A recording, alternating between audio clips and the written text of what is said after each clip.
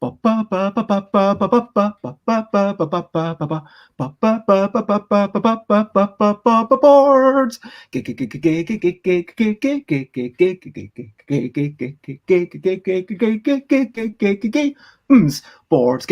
Board games, it's what I'm talking about.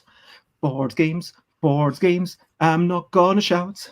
I am starting off this streaming with a little bit of singing. And over there, in that part of the screen, is the person known as Kathleen.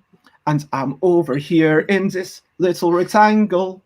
But I guess this is going well. But let's stop talking about me. And let's start talking about Kathleen Mercury, who has been games in schools and libraries, about how you use in games in places such as these, using them for educational purposes and designing them to maybe make a verse or something, I don't know. Board games and Kathleen Mercury is what we're talking about. Woo. Board games and Kathleen Mercury. I'm not going to shout. Hello and good morning. And this time I'm actually saying good morning to the Americans. How crazy is that? It's 10 a.m. Eastern Standard Time, is it not?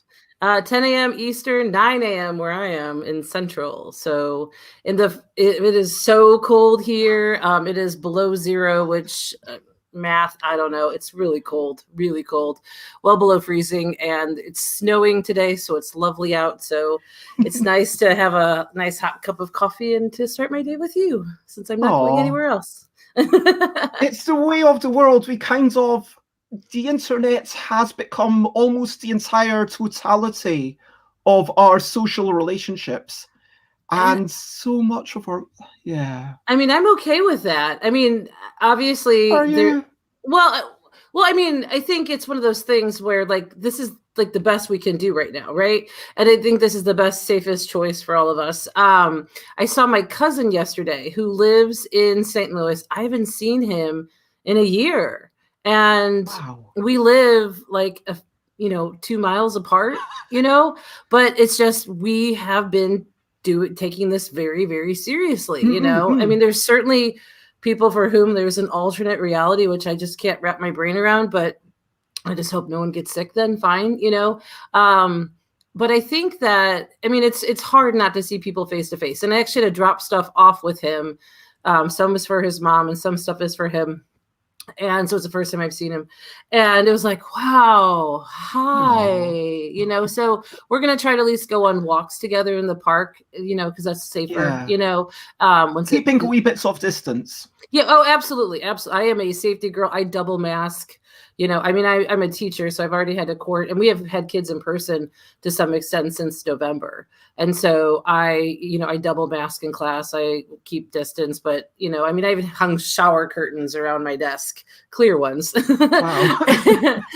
Not like duckies and buddies, so I can't see them. And I've still had to quarantine once, and I almost had to quarantine a second time because of exposures, so it's like it never goes away, the thought of the virus and what I need to do for myself and for others, certainly. So yeah, so like none of this is ideal, but I do think that there's so many amazing things that are happening because of technology that would not have happened because of COVID, in terms of like how companies need to innovate into allowing remote learning and working, and how what's optimal in those situations. And we've had so much technology at our disposal that we've used, just like we've barely scratched the surface. And now we're really delving into like what it can be, like even just from gaming, you've got, how we can play test games, how we can pitch games, how I can present content at conferences. There are so many barriers that have been reduced because of technology, that have allowed people to like come together when we wouldn't necessarily have in the past. And that's huge. I mean, I have people who I was like, acquaintances with that I'm friends with now, because we've just hung out a lot more online than instead of just seeing each other at game conventions or whatever. So I think that it's really easy, obviously, to focus on the very real isolative aspects of this. And we've been in this for a year. Like, this is no joke. But on the other hand, you know, there are some things that if we just abandoned everything, I'll be sad to see that. Yeah, I mean, for sure, as you say, it's not ideal, but you can be okay with it. And a quick hello, it's lovely to see you, Nicholas, who I think was at your workshop on Saturday night. Indeed, I was planning to go to it. Actually, you know what? Let's start this show. So, hello, Nicholas. It's lovely to have you here. Thanks for joining, as always. Just to say what we're talking about, because I've not done that at all. We've just launched straight into it. That's what I do. This is not technically the Busy Beats and Board Game Bledder show. This is just a bledder with... So the first episode, this is the inaugural episode of a new show. That's the first episode. I've got the magnificent, the wonderful Kathleen Mercury, podcaster, teacher, game designer, friendly person, extrovert, person who spends too much money on mobile games, but, you know, that's okay sometimes. Breaks are off during COVID. Disney too emoji much blitz. Is a judgment call. I apologize for that. No. I spent $1,000 one year raising fake dragons because I do not like to wait for purple gems. So I've been a little bit more like, you know what, if I'm in the bathtub and I want to play another half an hour of Disney emoji bits and it's going to cost me $4 to do it, well, I'm going to pay $4 to pay for Disney emoji blitz, or because Disney needs the money. I need to help them out. Oh yeah, Disney really needs money. Can you see me roll my eyes? Is my voice kind of portraying the sarcasm enough? I know.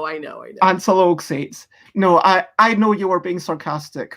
And no, so we are just going to talk about Kathleen Mercury. We will talk a wee bits about design and teaching and podcasting, but just I thought we'd... Actually, one thing I did not ask you before the show, if there's anything that you'd rather not talk about, please type into the private chats if there's anything that you don't want to talk about. But I thought we'd basically go through early memories and then first games and then kind of build up to how you got to where you are and then talk about... my favorite subject. Yeah, I mean, everyone loves talking about themselves. Well, some people. Well, yeah. I have 3 sisters. One lives in Berlin. She teaches internationally. Another one, that's Kristen. Karen is a former circus clown. She was with Ringling Brothers and did that. And now she's a stay-at-home mom, an amazing, amazing artist and crafter. At the very beginning of the pandemic, she created this plague doctor outfit, and she had a photographer take pictures of her in a grocery store, and it was on the front page of Reddit. Like, just amazing. Yeah. So she's like the most like blisteringly creative person I know. And then my little sister Kelly, Kristen teaches sport at an international school in Berlin, and let's see, her husband William is Scottish, so hello. And gonna no do that, or I'm always bad. I can't do it. I can't do bad Scottish. Can't do good Scottish. Can't do bad Scottish. And then she's got 2 amazing kids.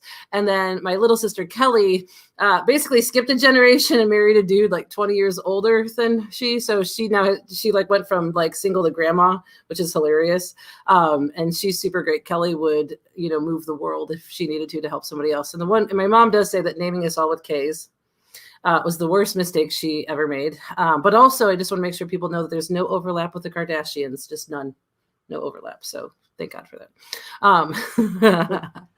Why would that even be a question? I don't know. I just think it's funny. I mean, it's funny too because we're all like brown hair and brown eyed too, so we're just like we're the less cute Kardashians, Who happen to play a lot more board games, probably. Probably a lot more. If I'm gonna go out on a limb, I bet more board games, probably. So I mean, we just, we hung out together a lot. Obviously, growing up, we did a lot of Girl Scouts, a lot of summer camps, and all that other stuff, and it was great. And we and the board games we played were pretty basic, Clue, like we call it here, Cluedo for you.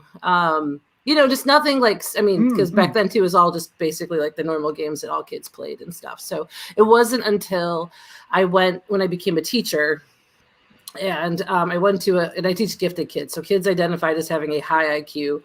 And my job is to teach them what struggling in school is, more or less. Not that they don't, but giving them lots of creative problems to solve that have no right answer. They just have to push to try to create something meaningful and justify what they did and how they did it, more or less. And teaching them failure. Yeah. Yes. And teaching myself failure along the way. Because there's no, this is a whole other, there's, especially for what I do is definitely on the art of teaching, more on the science of teaching in a lot of ways, because especially for gifted kids, there's no textbook on here's what you need to teach gifted kids, because they're all over the place. I've got some kids who in middle school are taking pre-calculus, and then I've got some kids who are struggling to read in the same class, but they all have their areas of brilliance and they all have their areas of struggle. And for some, it's they need things to be so incredibly specific. So learning how to work with things that are a little bit more like nebulous, or where they have to determine their output, that's incredibly stressful for some of those kids. They're just looking at real world problems, with games, trying to come up with something fun for other people. There's just so many different things that how do you explain your ideas to other people, and rule books are a really painful way to learn how difficult that is. So I just try to make basically what create. I'm all over the place here, but no, basically. Yeah, okay, good. I'm a bletherer. I'm blethering. So, basically, what can I do that's fun, but also has them create something meaningful of their own generation that they can work with to try to improve and make better. So everything from filmmaking, we've worked with role-playing games, we've done congressional debate. Oh, there's one. Yep. Not that you want to know, but his last name is Welch. So I remember, I remember all the games. Yeah. So this one is all in Saving the Turtles and everything. Yeah. So my kids, so that's an example. How many games do you get made a semester, and how many a year? And still you remember, I guess you must remember every single one, because everyone is most of them. There's some where I look at, I'm like, just because I've been doing this a long time. I think I have something like, it's well over, it's probably close to 700 games that I've put on BGG in some form or another. I usually create a geek list with all the students' games for people to comment on. And I didn't do this last spring because we couldn't do game design anymore, because we shifted to remote, and that just threw everything in just with materials and everything. I just had to shift to other things. Oh, that's when I spilled something on student work when I was creating it. Oh yeah, because totally. Even professionals have accidents sometimes. Oh yeah, I dropped a cupcake. Mm. Yeah, so I like cupcakes. Oh hey there, happy good morning to all of you there in England and the Texas. So there we go. There's my Scottish dog. Thank you, West Highland Terrier. She's ridiculous. This is this is hilarious. This is from the Quiet Year, running that with students, which if you've ever played it as a role-playing game, it's amazing. You don't really speak much. Yeah, and that is the hardest thing for them, is to not speak during games, because they very, very much want to talk everything out and try to solve problems. And it's a game that's supposed to show how communication is fractured in communities. And they really have a hard time. And I finally had to adjust the rules for that game. If you're not familiar with the Quiet Year, the amazing work of Avery Alder, buriedwithoutceremony.com. And they do so many very, very cool games, role-playing games. The Quiet Year is spectacular. But so many very, very cool games. We're looking at all aspects of just communication and community and role-playing games and all that.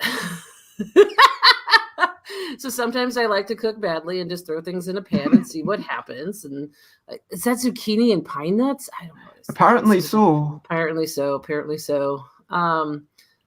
You don't take pictures while you're driving. This is a safety PSA. Thanks, Bez, for. I think what I say? Yeah, it does say you were not moving. Oh yeah, the roads are slick and not treated, apparently. So right. Well, that's common around here. Well, because we don't get that much bad weather, and so when it does, I love a hotel Belgian waffles. We call them here in Belgium. They probably just call them waffles. Look at those. That's my Loki dress. So I have Loki's scepter necklace and I have Loki earrings on. And because it was my mom's wedding, I didn't have green lipstick on. I put red on because, oh, there's a coloring book. Oh, nice. Yeah. I thought. Yeah, so I think my niece was coloring that one too. It's like, yeah, make sure you get the bodice right, So she's such a stinker. So that's Tempest. That's the cat we called Monster Dog, and she's been gone maybe like 2 years now, but I still talk about her in first tense because she was just like the most fun dog. Well, we called her Monster Dog. Because like she would come when you called her, we would like bundle up piece of paper and she would like run and chase them almost like a ball, like, but she was still very much a cat where she'd be like, boom, there goes your stuff, Yeah, she's hilarious. So we've got a question. Yeah. Xate asks, where exactly are you? I'm in St. Louis, Missouri. It's I always say 5 hours from Chicago because it really doesn't help people a ton because a lot of times people don't even know where Chicago is. And especially when you say 5 hours, my friend Tom lives in London and, he's like, oh, I have to drive for work. It's like, an hour away. Oh my gosh, it's so far. I'm like, sweetheart, like I'll drive 2 hours for breakfast. I mean, like in America, driving is very different. Well, if it's good. Okay, yeah, like not a regular breakfast. No. But I mean, driving. So you mean here, like a special occasion, like kind of okay, we're all going out to this special place. I would do it, yeah. Well, I mean, and I usually spend the summers road tripping too, or traveling a lot. So for me to drive, all up and down the East Coast, or like I think 8 hours is kind of the most I would drive in a day. The longest I've ever done is 17, and that's a mistake, and I'll never do that again. That was just too much. Yeah, I mean, we have a very different relationship, I think, here with driving sometimes. But anyway, so St. Louis, right in the middle of it's what often is called flyover country. But if you're familiar with the St. Louis Arch, it was built by Eero Saarinen. It's not a parabola, it's something else. Cantilevered arch, I believe it's what it is. Anyway, it's really cool. It's like 600 feet tall. It's, I think, the last cool thing St. Louis did. We have beer here. If you like Anheuser-Busch products. Oh, St. Louis is well known. Well, yeah. I mean, it's not like I'm good not morning to Alex. It's lovely to see you. Yeah. And, I think it's if you're in the board game community, it's well known partially because of Stonemaier Games. Mm-hmm. Yeah, Stonemaier here. Greater Than Games is here. Genius Games is here. Gray Fox Games is here. Miniature Market, they're a huge online presence. They're here. There's a bunch of other smaller publishers. And lots of designers who are here. So yeah, St. Louis actually has a really, really great design community to where like sort of surprising at times for people. So, I mean, if people were looking to move to the US and you wanted to live somewhere that was super affordable and had a lot of good gamers, like St. Louis is not a bad pick, really and truly. So yeah, it's how I got into it because I went to a gifted conference is how I got into games. Yeah. So I went to a gifted conference on, teaching these children. And I went to a session on teaching board games in the classroom and are using like board games with gifted kids, just playing games. And she started talking about Stratego. And Stratego, like little, hidden role or hidden movement, whatever game. Secret unit deployment. Thank you very much. You put your little units down and the other person can't see it. It's a 2-player game. And we never had growing up games like Risk or Stratego. I think because we were girls, those are boy games, or at least back then, that's how people thought of them. And so I had never heard it. Well, I'd heard of Stratego, but I didn't really know Stratego. Oh, that's when I made Paula Dean's French toast casserole. I would say you can actually cut out a whole stick of butter. You don't need 2 sticks of butter for the topping. Like they say, 1 is fine. 2 is just going to make it like wet with butter. And I don't know that you want that. Or maybe if you do, you go, oh, my favorite game, actually Iron Dragon. I'm moving internationally. I'm moving to Romania to teach next year. And Iron Dragon is one of the very few big box games that I'm taking with me. I've sold about 600 games in the last 6 months. So, I mean, and my students are like, oh, you're selling all your games, like, sweetie pies. I have more. Like, I probably will be taking maybe like 100 games with me, but a lot of them are like Oink games, Helvetic games, like, Kitty Cataclysm, very small little games that I can basically have 50 games on one shelf, and I love tiny little games. I love games that give you a whole big, huge game experience, but just in a tiny little box, So I went to a session and I started looking into board games because she'd said about Stratego, and I found out about this whole other world of board games. And I went to a board game meetup here in St. Louis. My first night, we played Cash and Guns and Pandemic, and totally different than any other games I'd ever played before. And I was like, I knew like this is my favorite thing now. And so I just started going to meetups, and I met someone who was a game designer, and I was like, no way, like you actually make these things. And then we ended up being together for 7 years. And so Mark Selmeyer. And so my game coming out with Wizkids, which is at the printers right now. We worked out the co-design that one together. So I'm very excited about that. And so just like my whole life has just been like kind of the journey, like what's the next step? And my students are in 8th grade, and they're really worried about, like, one kid's like, well, she wants to go to this college and I want to go to this college. And they're starting to see how their pathways are going to diverge because, right, when they start middle school, like that's like kind of the extent of their thinking. And now they're actually starting to see how maybe what I want and somebody else wants might be totally different. And that's super fun. Like, you guys, a year ago, I would not have thought that I was going to be leaving the world's best job, teaching you guys, teaching game design, teaching all this stuff, to move internationally, to, teach in Romania, to teach math and science. I mean, I'll be doing game stuff like as a hobby, as a club, right? Never would have thought I would have done this, leaving my high-paying 10-year job in the middle of a global pandemic. Would not have thought that a year ago. But on the other hand, it's just... my life has always been like, this is, just where does it go next? Where does it go from here? And I'm excited. So.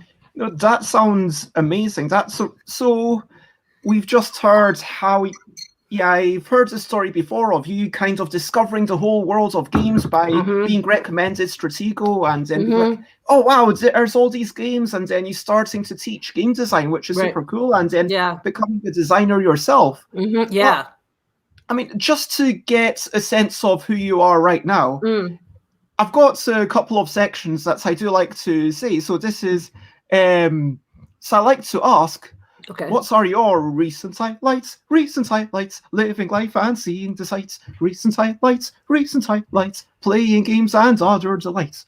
Recent highlights. Well, let's see, recent highlights. Well, one is I do have someone in my life, which is very fun. They're very far away, and I haven't seen them for a year, or will be a year by the time I get to see them next. But I will say that has been like sort of like a life raft, in the middle of the pandemic, where there's one person I can talk to every single day. Social connections, yeah. Huge, especially... because my partner and I broke up, a few months before all this happened. And we're actually still roommates because, we get along, but still it's just not the same, There's got to be a wee bit of tension there, I guess. No. Okay. No, I mean, because, like our relationship has, it wasn't like it was like a sudden cataclysmic thing, so it's like we just kind of kept carrying on how we were, just redefined a bit. At least on my end, might be different on their end, but from my end. Let's see. So that's, honestly, that's been huge. And then I also, let's see what else. So a friend of mine, we bubble. And so she works from home, and I'm super, super careful. There's obviously I think my risk of exposing her is greater than, from her exposing me because of the students and all that. But I'm super careful. So we hung out yesterday for Valentine's Day because she's single and was a little sad. I'm like, nope, I'm your Galentine today. So we got to play games and just eat food and hang out and stuff like that. And I think that is one thing. I'm going to ask you about Galentine's, because I know that Tabletop Live Network was doing a thing on 14th of February, and then I looked up what is Galentine's, and I looked it up, found, all the things on the internet where apparently it was invented like 10 years ago in Parks and Rec, and it was meant to be like on the 13th of February, go out. But I quite like the sense of, okay, you know, we'll do a thing on 14th if you don't have other people, like it's about the friendship. Right. But I don't know, I also like it being its own separate day, so it's kind of like you do both. Well, like, I mean, I feel like if it's its own separate day, do I feel it should be the day after? Because it's like, hey, you were feeling a bit down, but remember to reach out to all your friends. And I don't know. Well, I think, okay, so because I am moving abroad, I'm selling like everything in my house. Like right now, I used to have a canopy bed, and there is no canopy bed behind me because there is no bed anymore in my room. And the furniture that you're seeing in the room has been sold. It's just going to be picked up soon, you know? So my friend Katie actually came over. Yes, Katie from Board Game Tables. So if you buy any custom tables from Board Game Tables, likely you're going to talk with her. She's lovely. And she loves this type of like organization and cleaning stuff and all that. Yes, Nicholas, I definitely am very excited about being more of a member of the European gaming community because there's some really cool folks over there, obviously, and just different perspectives and everything. I'm super excited. So anyway, so we actually so Saturday. So technically Galentine's on the 13th, we spent the whole day here at my house, like posting pictures and selling furniture online and having people come over and get it. So we like Galentine's Day was like work day. So yesterday was like fun day. We just like hung out, you know. So nice. Yeah. Nice. I mean, and I think, you know, because like, a lot of times people make fun of like, you know, what the Hallmark holidays. Hallmark is a greeting card company here in America. You know, so like manufactured holidays to, you know, like sell gifts and cards and all that. But I think ritual is important. A lot of people aren't necessarily as like, you know, churches for the longest time were like, that was like the dominant sort of like social network that people had. And that's become less so. And I think that, you're actually doing it. I'm just going to wiggle. I have a wingback chair on carpet. It's a beast to try to like, you know, shove back. I'll stretch it later. StreamYard, I promise. StreamYard is yelling at us to start stretching. So what was I saying? I don't know. It was about selling stuff. So yeah, we hung out yesterday. We hung out today. Having good times with your friends and just having those lovely. And do you think? I mean, it's not been a super recent thing, but this whole move to Romania. I mean, I guess that's kind of a big recent highlight for you. This whole yes. And how's that going to, I mean, can you even begin to imagine how that's going to affect your life? Well, I think in some ways the pandemic has been sort of preparation for that, you know, as far as not seeing the people that I was used to seeing so frequently and so often and building more virtual networks, you know, because a lot of times when somebody like moves away, well, then they start to like build their own like friendship. And you just don't become as close friends anymore. You know, just people start living separate lives. Like that's going to happen, you know, to some extent. But I think, you know, like with one of my best friends, like we Zoom pretty often, you know, on a Friday night, whatever, until one of us basically falls asleep. And like that's the kind of thing, the time difference obviously will make a difference there. But so some of that's already in place, and I'm already used to not seeing a lot of my family and friends often. So in some ways, I think the pandemic has been sort of training for that. But the pandemic is also part of the reason why I'm doing it, because realizing that the sort of like, you know, way that we communicate and see friends and family over Zoom or whatever is basically how I've always known my nieces in Germany. And if I want to have a meaningful role in their lives, I mean, I have the ability to teach internationally, and I love traveling and I want new experiences. So it actually started over the summer. I was teaching through a school up in Chicago, an online game design class through Bennett Day School in Chicago. And the director of the school talked with me about coming to work with them. And I thought she meant for like the next school year. And she meant no, like in a few weeks. And I was like, well, I can't do that, you know? And, but then it got me thinking, it's like, you know, that would be a really cool opportunity. And then I was like, you know what, if I'm willing to move to Chicago, well, then I might as well move internationally, because it's always been my plan was when I retire, which would be about 10 years if I stayed put. When I retire, I will just, you know, I would teach internationally, but then it's like, I don't want to wait anymore. You know, I don't want to like wait for the life that I want to live. And I have an amazing job. Like I have a job that so many people would love to have. And I, like I'm walking away because it's like, I mean, I could stay and be totally happy, but would I be, and because I think family is important, and, living the life I How want to old are live. your nieces that you've not seen yet? Let's see. This is a bad aunt. I think like 13, 11. I'm a little iffy. Oh, wow. Yeah. So if I wait 10 years, they're going to be in college and onward. So at this point, like, now is a good time to do it. So, and to learn a new language. Yeah. The cool thing about Romanian is actually a Romance language. And I've studied both Latin and Spanish. So I started playing around with Duolingo, and I was like, oh, okay. Like, I got this. I mean, it's going to take work. I'm not saying I just instantly learned it, but also right now, just with getting ready to move and teaching, I'm just going to wait to really focus on Romanian until the summer, because I'll have a lot more time then, and I won't have as much going on. So when is with the other big things. date? August? Yeah, so I'll report in August. So my goal is to move over in July, like early to mid-July, to get sort of settled and, destroy the IKEA Bucharest to film my That's little... amazing. And let's talk a wee bit more about, what we're looking forward to at the end. But, you mentioned your job and, how you've just really happy to have all these things around you. And so I'd like to ask, in the life of Kathleen Mercury, what are some of the most brilliant things? What's the little thing which is brilliant?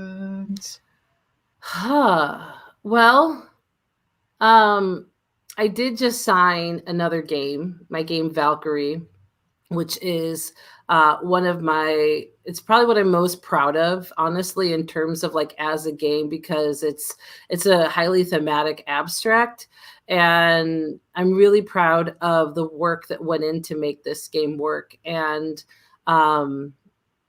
so that I'm very excited about, super, super excited about. So you will have to update this part of your bio. Yeah. Oh, yeah, that's true. Are you allowed to say who it's with? Well, Greenbrier Games. So. With Julie Ahern. Yeah, whom I love. So, like, we joke that we're sisters because we don't really look alike, but we kind of do. Because what I need is more sisters. So no, it's been great.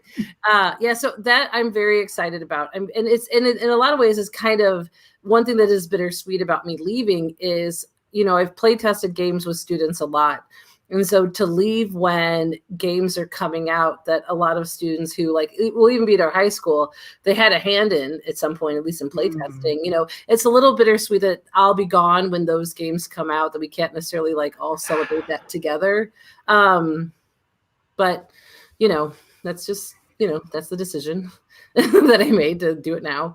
I'm excited. I'm very excited about moving overseas. I'm very excited. I love national capitals. Like Wellington, New Zealand is one of my favorite places I've been to. And it's small. It's not like super big. I used to live in Washington, D.C. for 3 years. So I love international capitals because they have, usually so much going on in terms of different types of cultural events and, people from all over the world and everything. So I think that's pretty great. Is it about the big cities? Because some capitals aren't the biggest city. Like Bucharest is not that big. Bucharest is definitely not that big. No, but the attraction for other people? Is it the fact that you as you say, it's cosmopolitan? So is that? Yeah, I mean, where I live in St. Louis is a pretty big city, but we definitely have. But it's also in the Midwest. They're come by Copenhagen. Yeah, my ex-boyfriend from college is Danish, so that'd be hilarious to bump into him. So if you know Thomas, tell him I said hello. But I would. Because all the Copenhagen people know each other. It's a joke. No, the places I know it's a joke. No, the places I'm very excited to see. In addition to really getting, and I mean, so when so for Bucharest, when I found out that their school mascot was the vampire, I was like, oh, I didn't tell them at my interview that I have some custom fangs that I've worn at parties. I didn't want to have them be like, no, you know. I mean, it was just for a costume. It was fine. But like their parent newsletter is the Bat Signal, and their student newspaper is the Bite, and I love a sense of humor and, you know, all that. So and Bucharest has an interesting, complicated history, being a, you know, former Soviet bloc country, and I love that. I was a history teacher before I was a gifted teacher, so I definitely like that. Oh, those are some leggings. Oh, I just sold that coat. It's a big leopard furry coat. So just sold that. So this is hilarious. I love that we're like this deep dive into like my Facebook archive. Aw, that's my dog Grizzy. She had to go to How many sleep. pets do you have?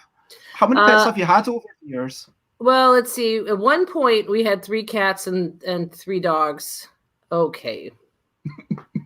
I'm just saying this takes work, ladies and gentlemen, and you're seeing it right I mean, there. this is all publicly available. Oh, God. This is all publicly stuff that people can go and publicly see. Yeah. You know, I don't, obviously, if I really cared about that, I would not do that. So there you go. Wonder Woman. She's a good time. Have you watched lots of superhero films? Ish. Look at that. I'm not afraid of color.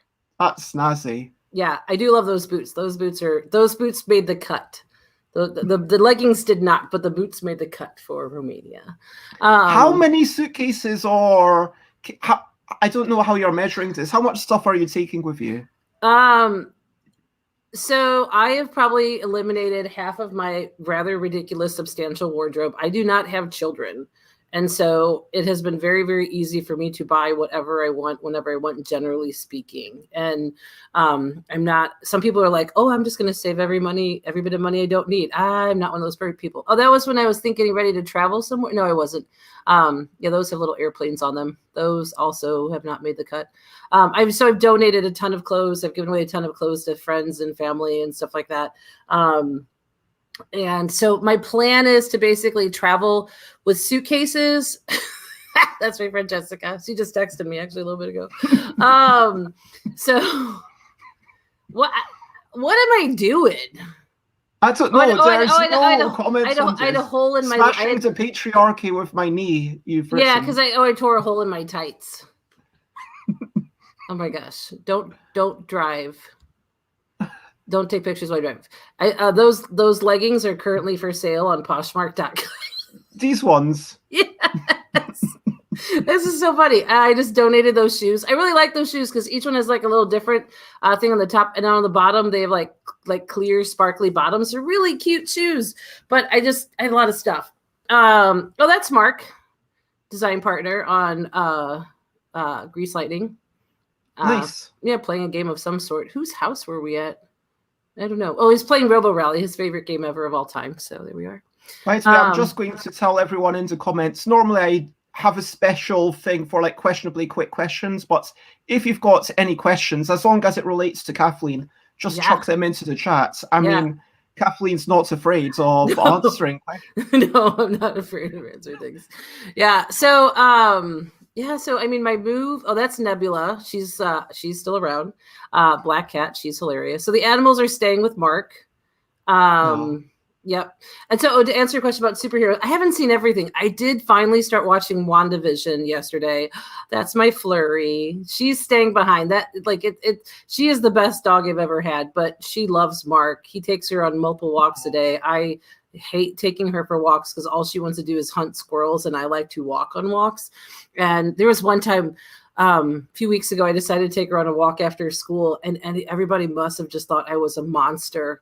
Because, I mean, she has like a little harness, but she wants to chase squirrels, and Mark lets her do that, and I don't. So I'm like trying to like drag this dog. Oh, they're my pillowcases. Those are kind of funny. I mean, what's your first memory growing up? Oh, gosh. Do you have... I think one of my very first memories was, I think I was sitting in my parents' bed between them, talking to them about something. I think it was something like that. And one of my students said about my Instagram account, because it's public too. So if you want to start pulling from there, it goes. But oh, that's cool. That is I love traveling. This is Salzburg. This is the old cemetery that they showed in Sound of Music. That's Neuschwanstein. What I love about Neuschwanstein is it's new, right? Because it was built in like the late 1800s, because that's how Ludwig bankrupted Bavaria. And so like there's like some parts of it are completely finished, but like on the main level, like where the gift shop is, it's still like exposed brick. Like it's not even done. I was like, this is amazing. This is like a McMansion, but like European style, where they like ran out of money and they couldn't finish it. And it was like, oh, just pretend you don't see that linoleum over there.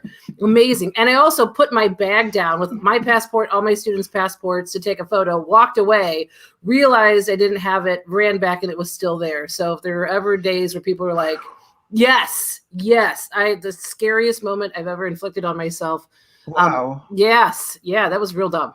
But goodness, it's worked out. That's Mount Pilatus. Yeah, you need to keep that stuff on, I don't know, in a... No, I usually wear it in a American crossbody bag. No, it was like literally such an anomaly. I like crossbody bag. That's a good word. Yes. Because then we don't have to say, okay, is it a bum bag? Is it a fanny pack, as they call it? Which, right. To me, a fanny pack sounds like a tampon. Yeah, well, something's getting I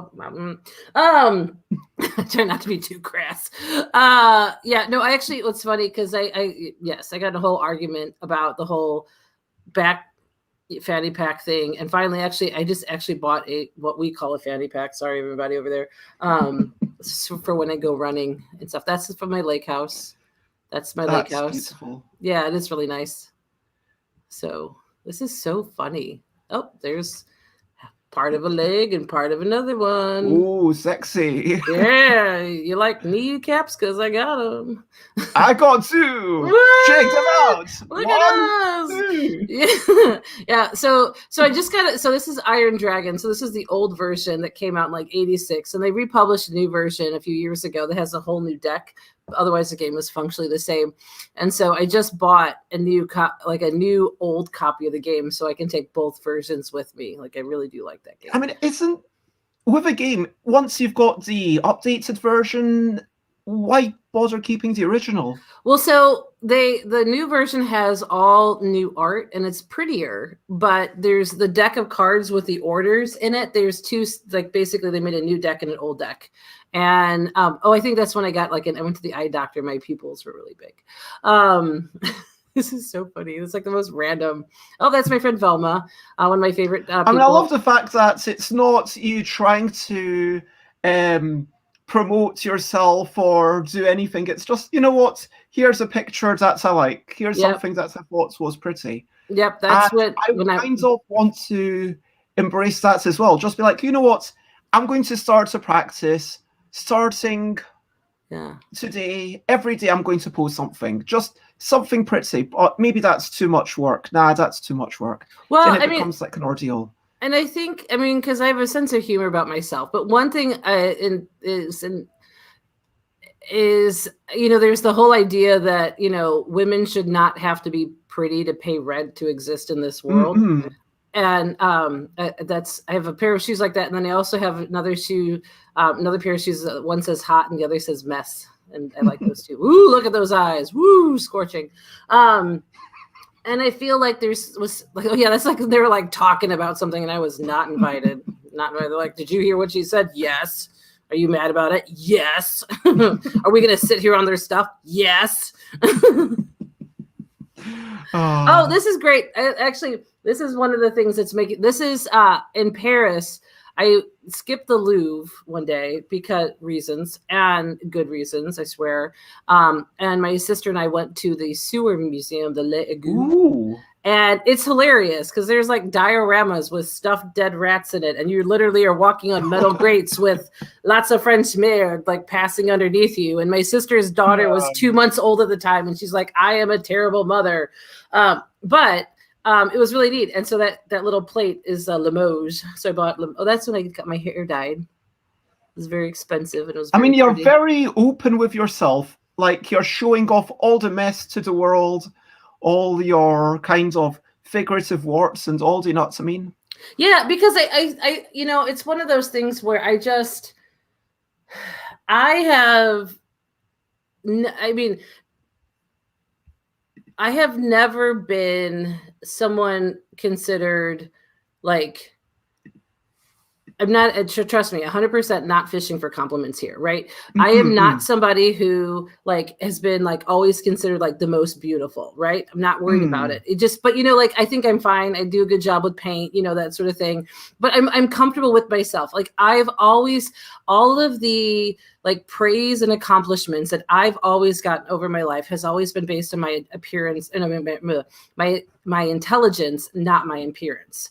And so I don't take a whole lot of stock in needing to present like this really polished, like I don't feel like I need to like keep up with people's like sense of what they expect from me in terms of my appearance. Like what you see is what you get. Like if I put makeup on, cool, but if I don't put makeup on, like I'm comfortable either way. And so I don't mind just posting just basically whatever, you know, of myself. And if I do put makeup on, I tend to take pictures like, look at me, I made effort today. But I don't put a whole lot of stock in that because, you know, it's just surface, you know, it's just the outside. And I have other friends who have gotten a lot of, you know, who are very pretty and have always gotten, that's where they've gotten their most like sort of like external compliments and praise from other people. And they feel the need to really maintain that for others. And I just feel like that is just such an unfair weight to carry because the one thing you can't really do is make everybody happy, like with your appearance or whatever. So, you know, for me, I am pretty confident, and the confidence isn't based on outside. The confidence is based on inside. So if like the outside looks fine, then, you know, cool, like I look cute today, right? But I don't really care. And so when it comes to just like silly stuff and just projecting like for like on my Instagram account, you know, like I know that my students can see it. One of my students, and that's actually the quote on my Instagram account, is like, your Instagram account is just board games, your animals, and you with too much makeup on. Which I thought was really funny. I'm like, because actually that's not bad. That's not incorrect. But yeah, I just, you know, it's way more interesting to me about just, you know, showing like kind of how the world is, not necessarily always. And that's kind of a weird value judgment, saying, "Oh, it's you with too much makeup on." Like, because he was like a 7th grade, you know, like a 12-year-old kid with no filter, giving you all the sass. Yeah. Oh yeah. Yeah. But I'm okay with it, you know, because, you know, I'm like board games. Yeah. And that actually, okay, wait, go back. That's actually a really good picture because that game is when I was play testing my game called Dirty Birdie, which is now Dragnarok. And that's Travis Chance, who founded Kolossal Games. And that is the play test where he had just started Kolossal and he put out a call for games. And he wanted big splashy Kickstarter friendly games. And we're friends. So I messaged him like, I got something. So I brought it to Dice Tower, which is where we are. And so that was the play test of Dirty Birdie, where he knew he wanted to sign it. And it was funny because at one point he just like put his arms back and looked at me. He's like, God damn it, Kathleen. I'm like, I know, it's good. Like, you can be mad all you want, you know. And so that actually was that's actually a significant picture. This, is Kolossal Games going to publish it? Yes. Only if they want the Spiel des Jahres winner for 2019. Oh God. Well, I guess they don't. So it's actually it was supposed to come out 2021, but they want to wait until we have a con season because so now it's called Dragnarok. It is a scenario-based fantasy game. So I jokingly call it Flick 'em Up means Gloomhaven. There's actually 4 different types of dexterity elements you can take, and there are different scenarios, which is fun. And it's dragons now, so you're not birds pooping on people the way it used to be. Now you're just dragons mad that all these so-called heroes have trampled your rights and authority and autonomy, and they're coming into your horde, and you're just not going to take anymore. So you just like basically burn them and their village to the ground. So it definitely looks totally different than this, but so in a lot of ways, Dragnarok is like the grandchild. It's a prototype. Oh yeah. Dragnarok is like the grandchild of what Dirty Birdie was. And it's so funny because people are like, why did you change the theme? Like, I love the theme and all that. It's like, because they were willing to pay for it. Like, You know, like Yeah, that's a pretty good reason. I mean, when someone's willing to put in all the work to advertise it, market it, and publish right, it, and they've do got to that. be able to stand by it, you know, because they said like, you know, pigeons may be like a one-off, right? You know, like people might play it once, but like by making it sort of like, you know, fantasy based and all this other stuff, people can play it, you know, multiple times, you know, which I think makes sense. So I was okay with it. Yeah, and the dragons are fun, and we were even calling it Dirty Dragons for the longest time because we hadn't come up with a better title. And so I was working with Chris Ham, who was one of their developers at the time.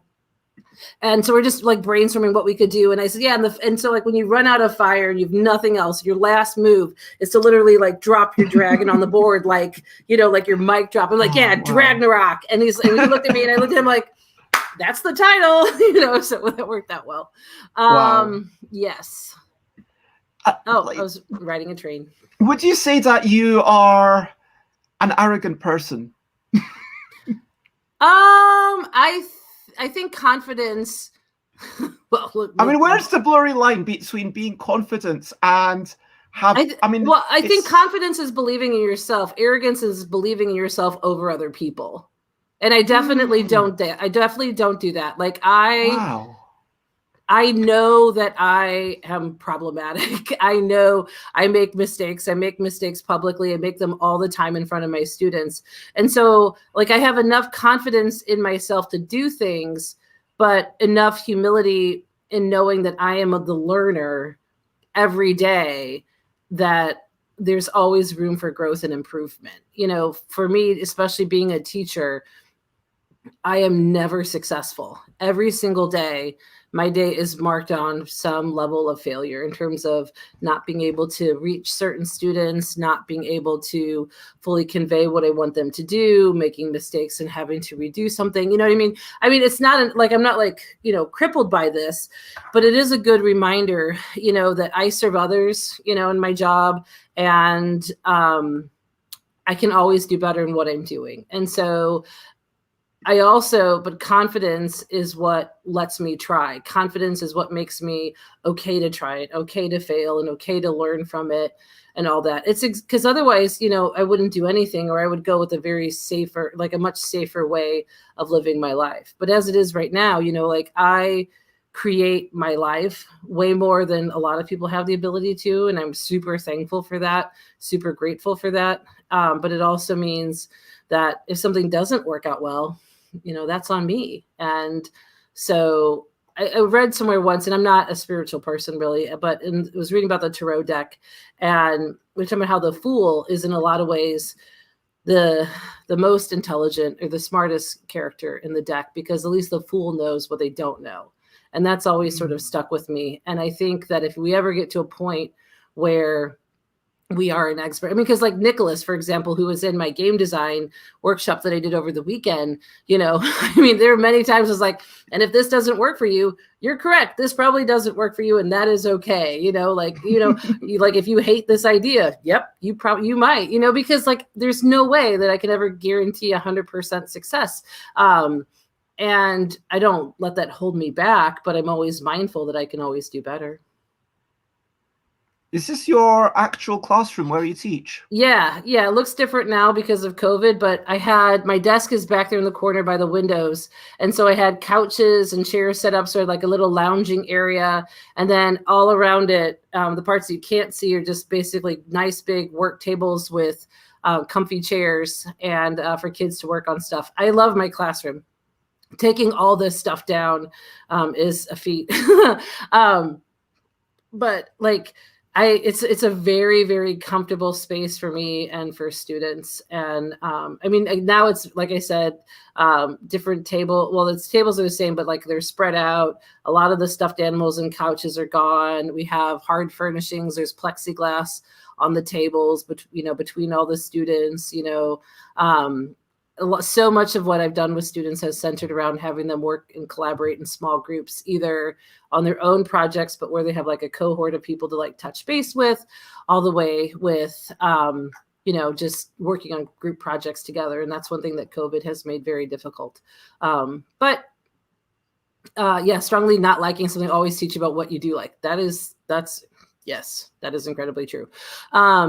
but that's one thing like we were talking about earlier. So I have someone made a, I do like my eyes when I put lots and lots of makeup on them, if you haven't noticed. I also like those glasses. I wore those to parent-teacher conferences one time. What's indoors? Yeah. I had this like Batman dress on too. So yeah, it was just parents know me, or if they don't, then they get to know me real quick. Yeah. It seems like teaching is such a passion for you, and you're going back to it with. What did you say? You started off history, and now you're moving into science and English. Science, yeah. I mean, I love a new challenge. I love a new problem to solve, and I think. Oh, there we are. Look at me, parent-teacher conferences. I wasn't kidding. That dress with those glasses. Wasn't kidding.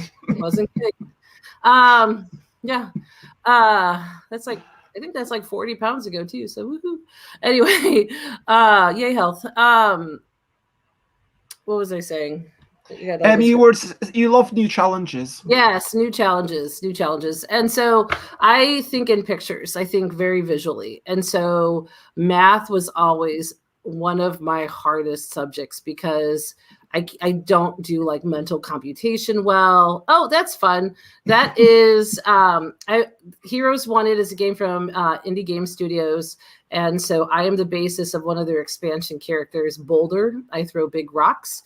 And so I always do a cosplay unit with my students where we spend October where they make their own Halloween costumes, because a kid will work so harder for me in that unit than anything else. Like the fabrication that kids will do, is amazing. Kids will learn to sew. They will learn all these different things, because when they want to be bleepity bleep from Zorbizorb, they will put in every bit of effort for that. And so, that year I got to actually cosplay as a character based on me. So that was pretty fun.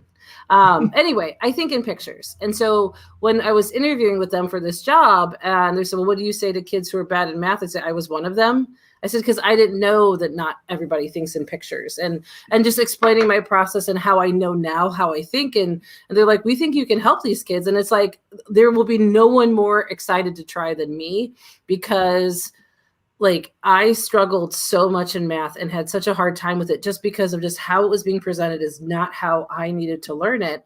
And I think a lot of times there's amazing math teachers out there, but I think sometimes, especially people who go into teaching math, are very good at math. And so when you have people who legitimately struggle, sometimes, please understand, broad brushstrokes here, I know amazing math teachers, but for me, I needed to learn a little bit differently. And so I'd have to like kind of figure out how to teach myself things without really knowing that. So the long story short is I'm excited to take this on as a challenge, both for myself personally, as well as can I help all students in math and science. So they want to make their courses more interdisciplinary. And I love that. That's my jam. So they're excited they know what they're getting, right? They know that they're bringing me into this because of my perspective and how I approach things and how I teach things, and to see like what we can build. So it's going to be a lot, but I'm excited. I don't do easy. There were some schools I interviewed with where basically like, we have a curriculum and we would like you to present it. And like, I don't know that I'm the right person for that, because you want to seize it by the horns, make it your own thing. And, Right. Okay, so I'm going to ask a difficult question, and this is partially in jest. So I put it to you, Kathleen Mercury, that you've never started a podcast. I mean, Games in Schools and Libraries is apparently, it says at the top, it's by Giles Bennett. And, on board games, you come along and then you just swan along with, like, right. Scott Nicholson and, Donald Dennis and Derek Dredd. Hey, here I am. I'm going to jump in.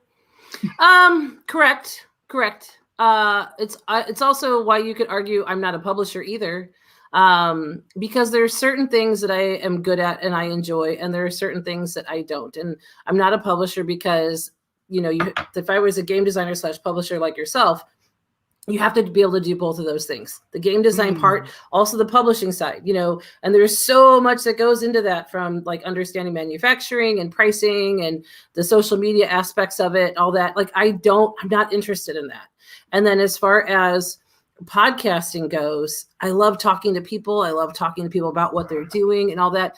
But even then, just like the editing of podcasts and the promotion and all that other aspect, right? And I'm just not getting it up there on the whole, right.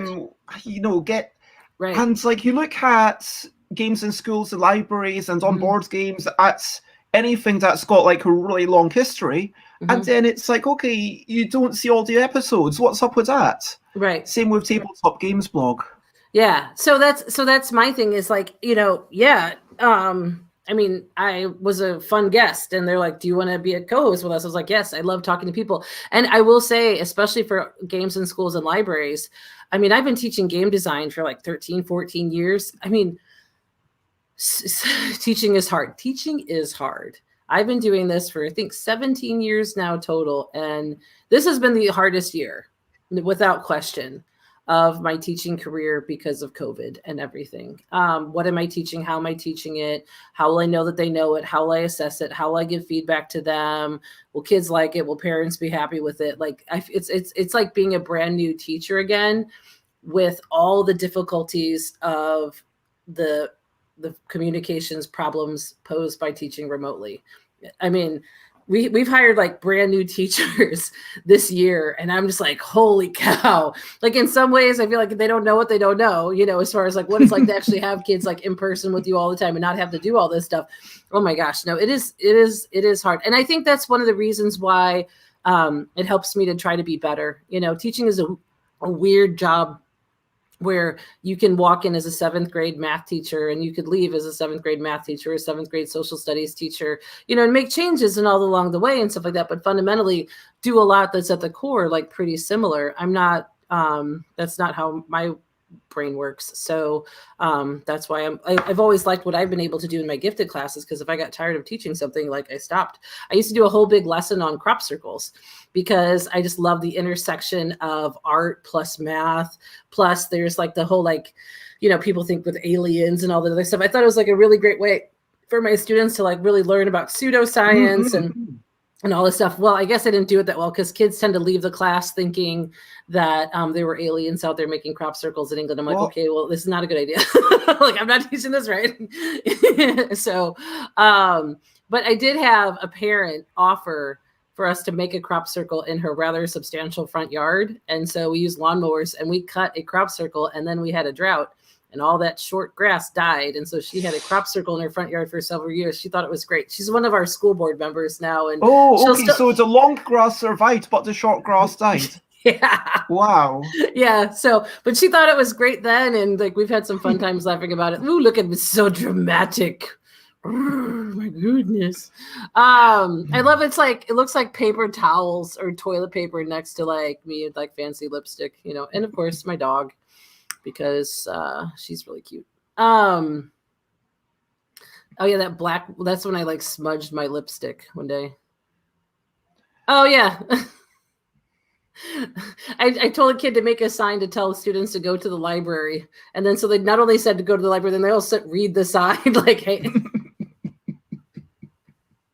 There was one day I had a migraine and it hit right at the end of the day. And so I only had one class to get through. So I said, you guys, like the lights are off. Like, I don't care what you do, but you have to be totally silent. We have to keep the room dark because like, this is a big deal. Like I've taken medication. I just need to get through this. And then I'm going to go home. I probably should have had somebody cover for my classes, but being a teacher, guess what? Sometimes you just have to do it yourself. Right. So, anyway, so when I was leaving at the end of that class, the kids were perfect. And somebody had made a sign for the door that said like, she has a headache. And it was really cute. Like, they're like, be quiet. They put it outside the classroom. I didn't even know that. I ended up recycling the sign. And if there's any one thing that I regret, it's recycling. Well, not any one thing, but I do regret recycling that sign because it was one of the cutest little things. That was kind of cute. Oh, this is me after I worked out. A little sweaty there.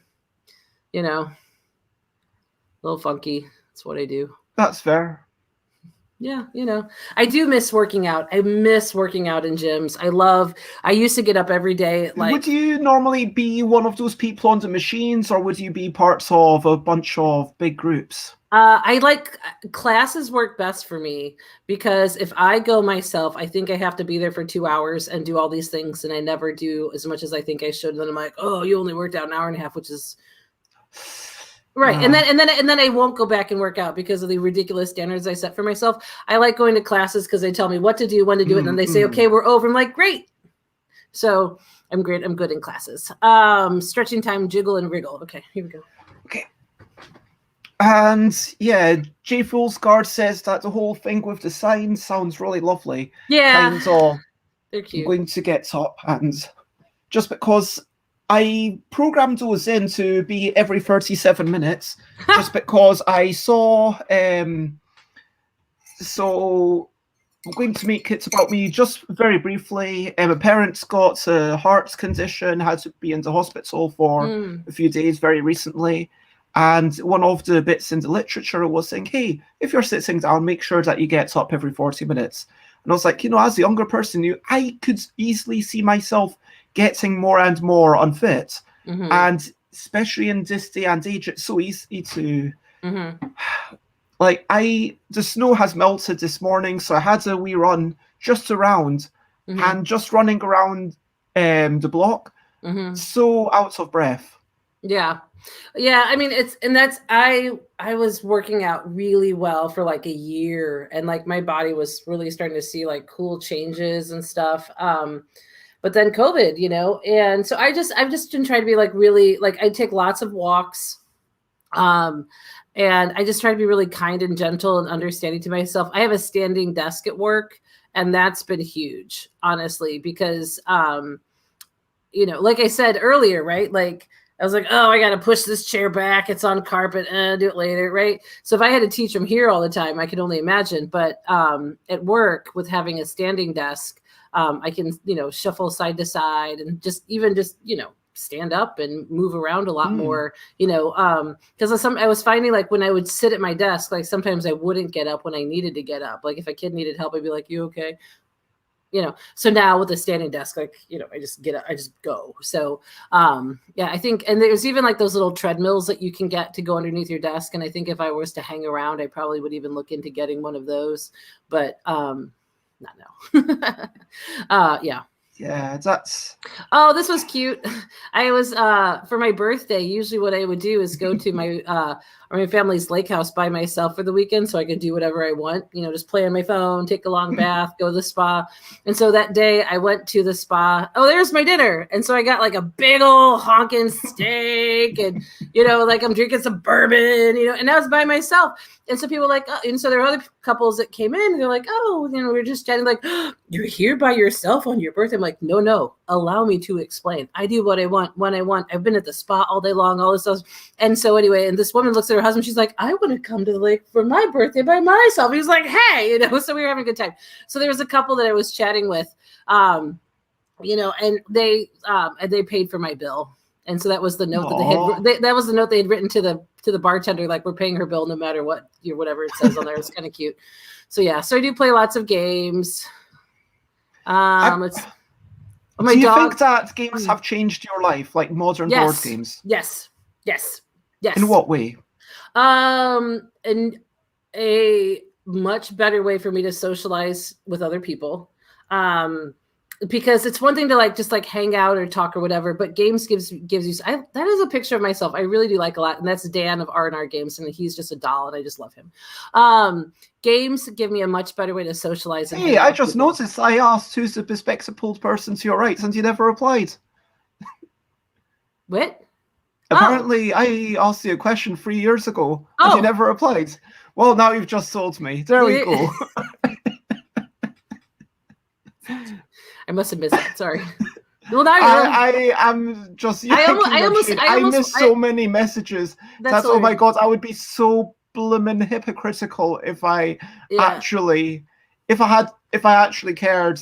Oh, I would have been. Hey, Kathleen, who is that person? I'm really curious. Oh, my wrestling belt. The one with me on the staircase. That's the staircase from the movie. So that's right after I'd won the belt and I had taken it to, I won the belt at a Battling Tops tournament in Geekway to the West. And I beat my good friend, Scott Reed. Hey, Scott, you'll never be free of me, in the finals. And he said, I would have rather lost to anyone but you. So I took that belt all over. I took it to Iceland and just took pictures of myself. So many game conventions because he's really into games too. That one with me, that's at my high school reunion where not only did I sneak in a bottle of very good bourbon, they also had karaoke. So at my high school reunion, I was singing karaoke in that wrestling belt. So if you thought I was kidding before about confidence, I'll just do it. It sounds fun. That's at Moab State Park. They're famous. I mean, you come from a family who's actually making a plague bearer mask and wearing it around the shops because it's just bloomin' awesome. Yeah, I mean, like we like to have fun. That's me sitting on one of the Catan sheep at I believe that was Origins. Might be other ones. Yep. It's his Origins. Oh, there we go. So there we go. Memory does not fail. So yeah, so that belt was super fun. I made a ton of friends. People I'd go like, wait, you're the girl with the belt. I'm like, I am, and it was really honestly just to harass my friend Scott, but it turned into quite the thing. And you even put me in your game with my belt. So do you have a copy of that? I do. And the best part is one of my friends was playing, my friend John Brieger, whom you know from, because he's in London too. He messaged me with a picture of that. He's like, I was just playing this game and I drew you into my hand. I was like, ah. So that was kind of funny. I did a panel at Dice Tower. And so that's me with my belt and poor Eric and Erica, just caught in the crossfire of me being ridiculous, because I do that. Do you think that you might be the most ridiculous person in board gaming? I don't think so, but I mean, I just like to have fun. It's always been my thing. Like as far as like with teaching, it's like, how can I make this fun? If you can do it the normal way or the fun way, why wouldn't you do it the fun way? And I think that's one of the reasons like that's made me do okay as a game designer because I just keep trying to make it fun. Oh, that's from Jarts. It's an old game with like metal tips. Yeah. Oh my gosh, the one that's metal tip. This is actually properly lethal. Right. I actually have a set. That's the box. It can cause serious or fatal injury. Correct. Hey kids, you like to have a good time? This is real good.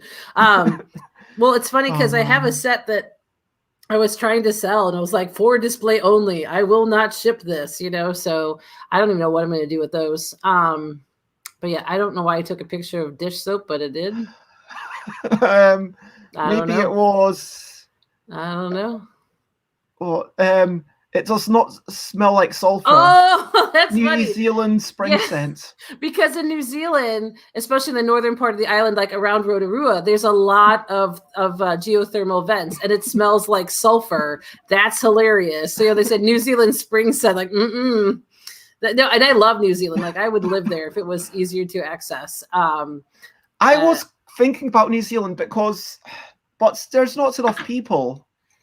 You know what though? But like it was like super cool and chill. Wellington is very small, very artistic because they've got the film studio there. Like there are some cool people there. Gosh, this is so funny. It all comes around. There you go, right? Yeah, about my whole thing with wondering what's the name of the R&R dude? But it was like Dan DiLorenzo. But it was just okay. So that's the R&R. Did they ever declare what R&R stood for? Because I remember them saying, "Oh, no one will ever guess, but if someone does guess, then we'll give them a prize or something." I have no idea. Yep, there's me with the belt, and I love this picture. Scroll down a bit of like me getting my hair dyed by my friend, and it's like she's got like this like perfect smooth little baby skin, and then there's like haggard witch next to her. Just like this is like before and after of aging, kids, so that's I just thought that was. When you say your kid, I thought this was like a small child. Yeah, that's my friend's daughter Kate. She's hilarious. She came out arguing with the world and continues to do so. But she's so smart, so blisteringly funny. That kid is hilarious. Do you think you would ever want to have children of your own? I know I'm not going to. I'm 45. That ship has pretty much sailed, and I am perfectly happy taking whatever measures are necessary to make sure that doesn't happen. I love kids, but I tried actually when I was married, and my body doesn't seem to like to make them, which is okay. And the life that I have with like the travel that I like to do and everything, having kids would cause me to make some significant changes. And for some people that's worth it. And that's great. For me, I'm very happy with my life as it is. I like to be a good aunt as much as I can. I love working with kids. I like working with kids more than I like working with adults, but I also really like my downtime. I also really like being done at the end of the day, and then I can read a book or do whatever, and like that's okay with me. So yeah. Yeah, talking about exposing, your own mess and stuff. Oh yeah, that's what happened. I did a good job cleaning out the bathroom. No, I didn't. Caption. I did not. I did a terrible job cleaning out the bathroom. I do like there's a book on like a gamut of games right there, like even cleaning out the bathroom. Yeah. Was that so you could take a break from cleaning the bathroom? And no, I had that book in the bathroom. Oh, okay. Yeah, I love those shoes. Those shoes have made the Bucharest cut. Those glitter platforms. Yeah, because it seems necessary.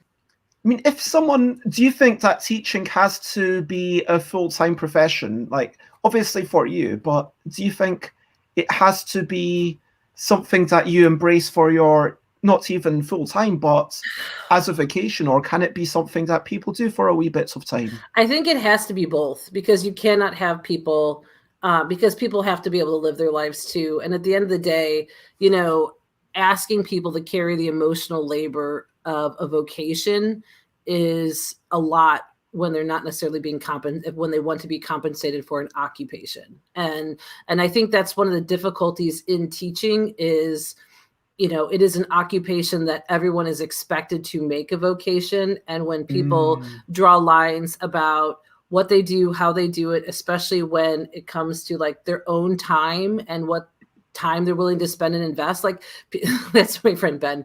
I was at Stonemeyer game day, and I took that picture of him, and he thought that was funny. And so I think, and yeah, that's one of the problems in teaching sometimes is people, like the level of expectations for us is so incredibly high. And so like when we make mistakes, people can like, it's like, well, I can't believe you made a mistake. You're a teacher. It's like, oh my God, I'm human too. Isn't the same true of board games where people are like, oh my God, I don't know if you saw that thing where they said, oh, that diamond is cut off by the border of the card. I can't believe they did that. I know. And that's one thing too. Sometimes you're like, really? I mean, one of my friends who works in the gaming industry and does a lot with distribution, like worldwide. I mean, global pandemic, and we'll get emails. I ordered this a week ago Thursday. Why isn't it at my house right now? You're like, global pandemic. That's one of my favorite photos of myself ever taken. That's the classic belt picture. That's what I use. Like when I do like PowerPoint presentations and have to put like a picture of myself on there, that's generally speaking the picture that I put on there. So it's solid. Very imposing. Right. And just understand it's a plastic helmet, everybody. Like I understand what it is. Like it's, I don't have the belt anymore. It's just you don't have the belt. I thought that was going to be like a thing that you took with yourself. I got it for a year. Oh, that coat right there on the right. That coat, I love that coat. That coat has made the Bucharest cut. It is bright blue fur with hot pink like floofies coming off it. So that's going to Bucharest. That made the cut. Let's see what else. I mean, do you think that, how much, so I don't want you to be repeating everything that people could find out in games and schools and libraries or elsewhere. Right. And I thought it would be fun, but do you want to give a quick overview of what you do in a typical year? what you've been doing with the games program, if you know what I mean. Well, so when I teach 7th grade, I have done a semester-long game design unit with them where they play lots of games. They make a little race game, and then they make other games. And so it's all about design thinking as a process, because at the end of the day, I want my kids to love games, and I want them to design games too, because I think it's really fun. But moreover, I really want them to embrace the messiness of design thinking. And so a lot of what I do, even all my other classes, is make something and then take it and try to make it better. Whether like if you're doing a film, like they'll get feedback and then they go back and make edits and do some reshooting and all that, because like, how can I create something? What is the process of creating? How can I play test my idea, get feedback from other people, take that feedback, see that other people's feedback is a good, important, useful tool, and use that to make my work better? And so when I ask my students, like, what will you take from this that you will carry forward? It's, if I have trouble with something, I can ask other people to have them help me. They'll talk about just other aspects of feedback, of trusting in themselves in terms of like coming up with an idea. Because if my students leave my classes with the sense that someone could throw a challenge at them and they say, don't know how I'm going to do this, but I'm going to figure it out and it'll probably work out okay. Like if I can have my students equipped with that sort of mentality, to just be willing to try and see where it goes, that's the whole point of what I'm trying to do. Now, I believe all students should learn at their level every single day. And I believe that all students should have access to design thinking work. And so one thing that I like about the school that I'm going to, it's an international school. And so design is a whole discipline within IB schools. And we're starting to see more and more design work happening. So game design is the vehicle by which I teach the kids what I think, what I want them to work on, and what I think is really important. So yeah, that's what I did. I mean, do you think that everyone should, should a strong word, and having been to therapy, I know like sometimes it can be unhealthy to say, oh yeah, sure, you should do this. But do you think that people should try to embrace learning every day? Yes. I mean, like with the caveat that I believe everyone does the best they can every day, and maybe people could do a little bit better, but that's a judgment call on how other people are living their lives. So when my students are struggling, I look at it from multiple perspectives, like what could I have done differently, but also what could they have done differently, to try to make this not happen in the future, or to try to improve upon this or whatever. Yeah. So I think it is that process. So like everyone is a work in progress. Yes. So maybe some days the best thing you can do is stay under the covers and take care of yourself, because that's where you're at, then that's where you're at. And if you're not going to learn anything new that day, but you're taking care of yourself, I am proud of you for taking care of yourself. I mean, I posted on Instagram the other day, it was a picture. I'm trying to pull this up real quick if it's not too distracting. It was a comment that a student had made on their work. Oh, here it is. It's the very first one. I mean, it's like, okay, so it is totally misspelled. And it says, even though my work, THIS, I think what it's supposed to say is, even though my work on this sucks, especially in this COVID times, this project was fun. And even though mine is so cheesy, I still like it. And my response to that was like, totally fair, little one. You know what I mean? Like, there's so much about what we're doing right now that isn't necessarily like developmentally appropriate. And it's just so hard. Even when kids are in person, like everything is just so much harder. And I think we have to give teachers, I love this. Yes. Yeah. And so what I'm saying here, the audio is off. I'm going to hot lava breath. So okay, I'll let you add it. Hot lava breath. Hot lava breath. So if you want to download that audio and make it your ringtone, I would be delighted. What better way? What better way? No, my ringtone for my mom is Darth Vader's march. Bom, bom, bom, bom. Like, oh God. I'm just kidding. I love you, Jackie. Everything's good. You know, this game, go back one. That's called Mr. Toast. It is based on some little like cartoon, and it's cute. It is so simple and cute. I mean, honestly, Bez, it reminds me a lot of Kitty Cataclysm in some ways. Breath, hot lava breath. And so anyway, you're like trying to do things like you get positive points for doing like good things. And then you can play little negative cards on other people. But like the art is so cute. And like, depending on what you're doing, like there's like even like play D&D is a little thing. It was like this, my friend and I got this at Target one time for like, it was on clearance for $3. And we just like giggled and laughed so hard playing this silly little game. It's called Mr. Toast. It's so cute. And I guess whoever designed it was in some like Hasbro game design competition. And I mean, it's so blisteringly simple, but it's so cute. So if you see it, you can check out Mr. Toast. And because it's a little piece of toast. It's just charming. And so my favorite thing about Wingspan is I was at Jamie's house when he was teaching a bunch of people Wingspan, and there's a lot of birds whose names are kind of dirty, you know, like birds with names like Tit and stuff like that. And so every time somebody played a bird that had some sort of dirty name, I made Jamie say it out loud.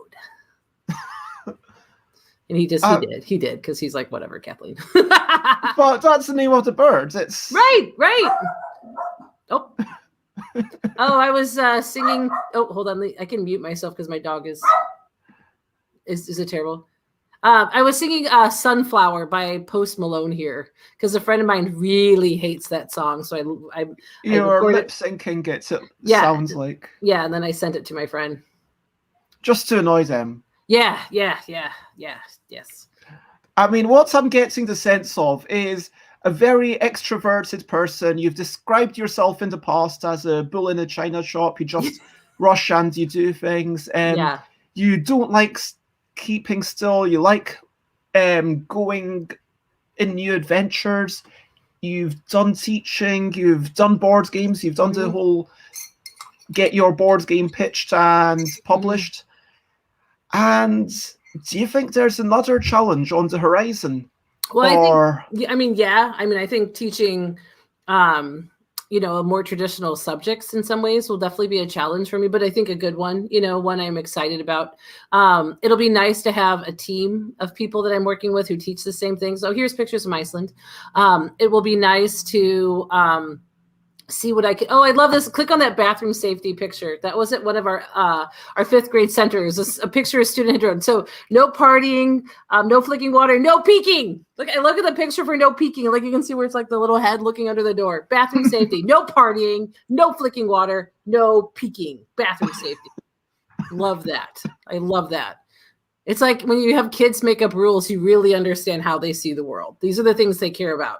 You do not get to party in the bathroom. You do not get to flick water, and you better not peek. Because apparently these are the things that other children might do. Right.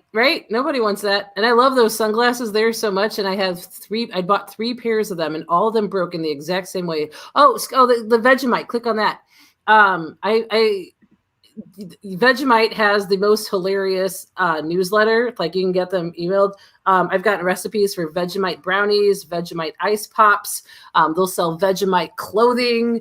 I had a student from Australia, and I subscribed to it just to make her laugh. And so I still get the emails because it makes me laugh when I get like, what's going on in the world of Vegemite? P.S. I don't like Vegemite. I just think it's, but bless them. You know what I mean? Like they're doing it. Vegemite is doing everything they can to like, don't forget about Vegemite. We're here for you. So, I mean, some things. Is that James Ernst? It is. So James Ernst licensed many of his cheap-ass games to Greater Than Games here in town. I like James a lot. He's super sarcastic and funny. We've had a good time hanging out. And so we were doing live stream of playing some of his games at Greater Than Games back when we could be in person. So those were the days. Yeah, so there's my dog with a filter on her. Oh, this is ridiculous. Yeah. And wait, look at this. This is oh my gosh, this is one of my favorite. Like, so a student made, these are villains in her games, so these cutie pie little hand drawings, but my favorite is icky pathogens. Right? I mean, if you're wanting a villain for a game, icky pathogens for sure.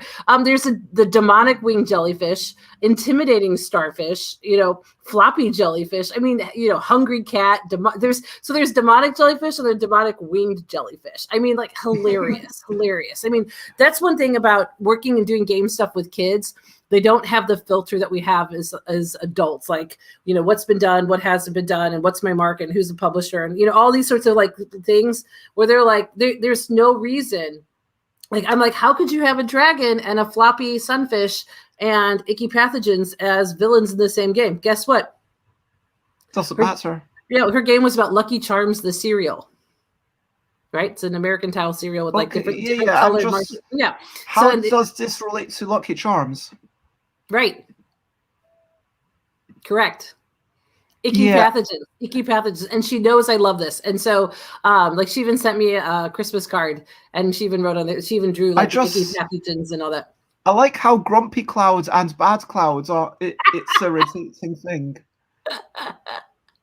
So grumpy clouds has a really low mouth, and bad clouds is really evil.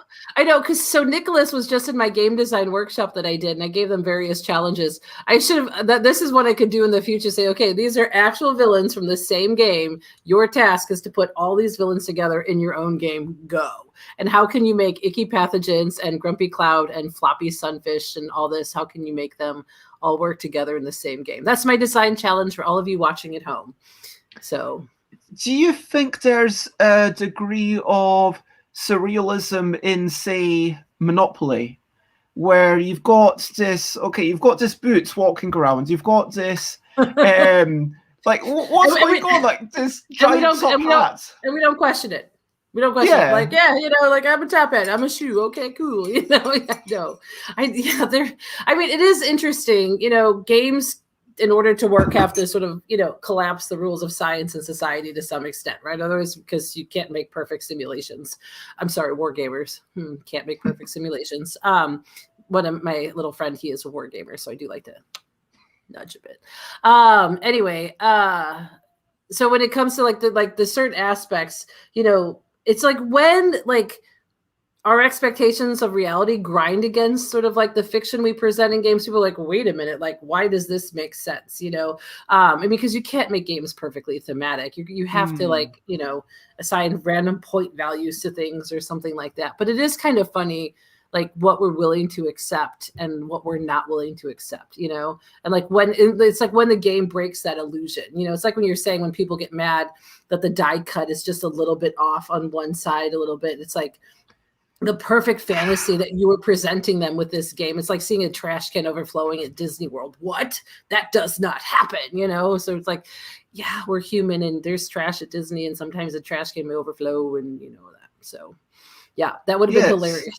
The map is not the territory, right? Yeah. I mean, like even for, well, I mean, that's the thing, because Monopoly is based on the streets of Atlantic City, New Jersey. So it would be a lot more interesting if the map was actually, that'd be interesting to redesign the map of Monopoly to actually map how those streets are, so you're not just moving around a big square, but if players could actually kind of move in different directions to get to properties, you know what I mean? Like, I mean, I still think you'd have to make lots of other changes because to me, the biggest flaw of Monopoly is its length.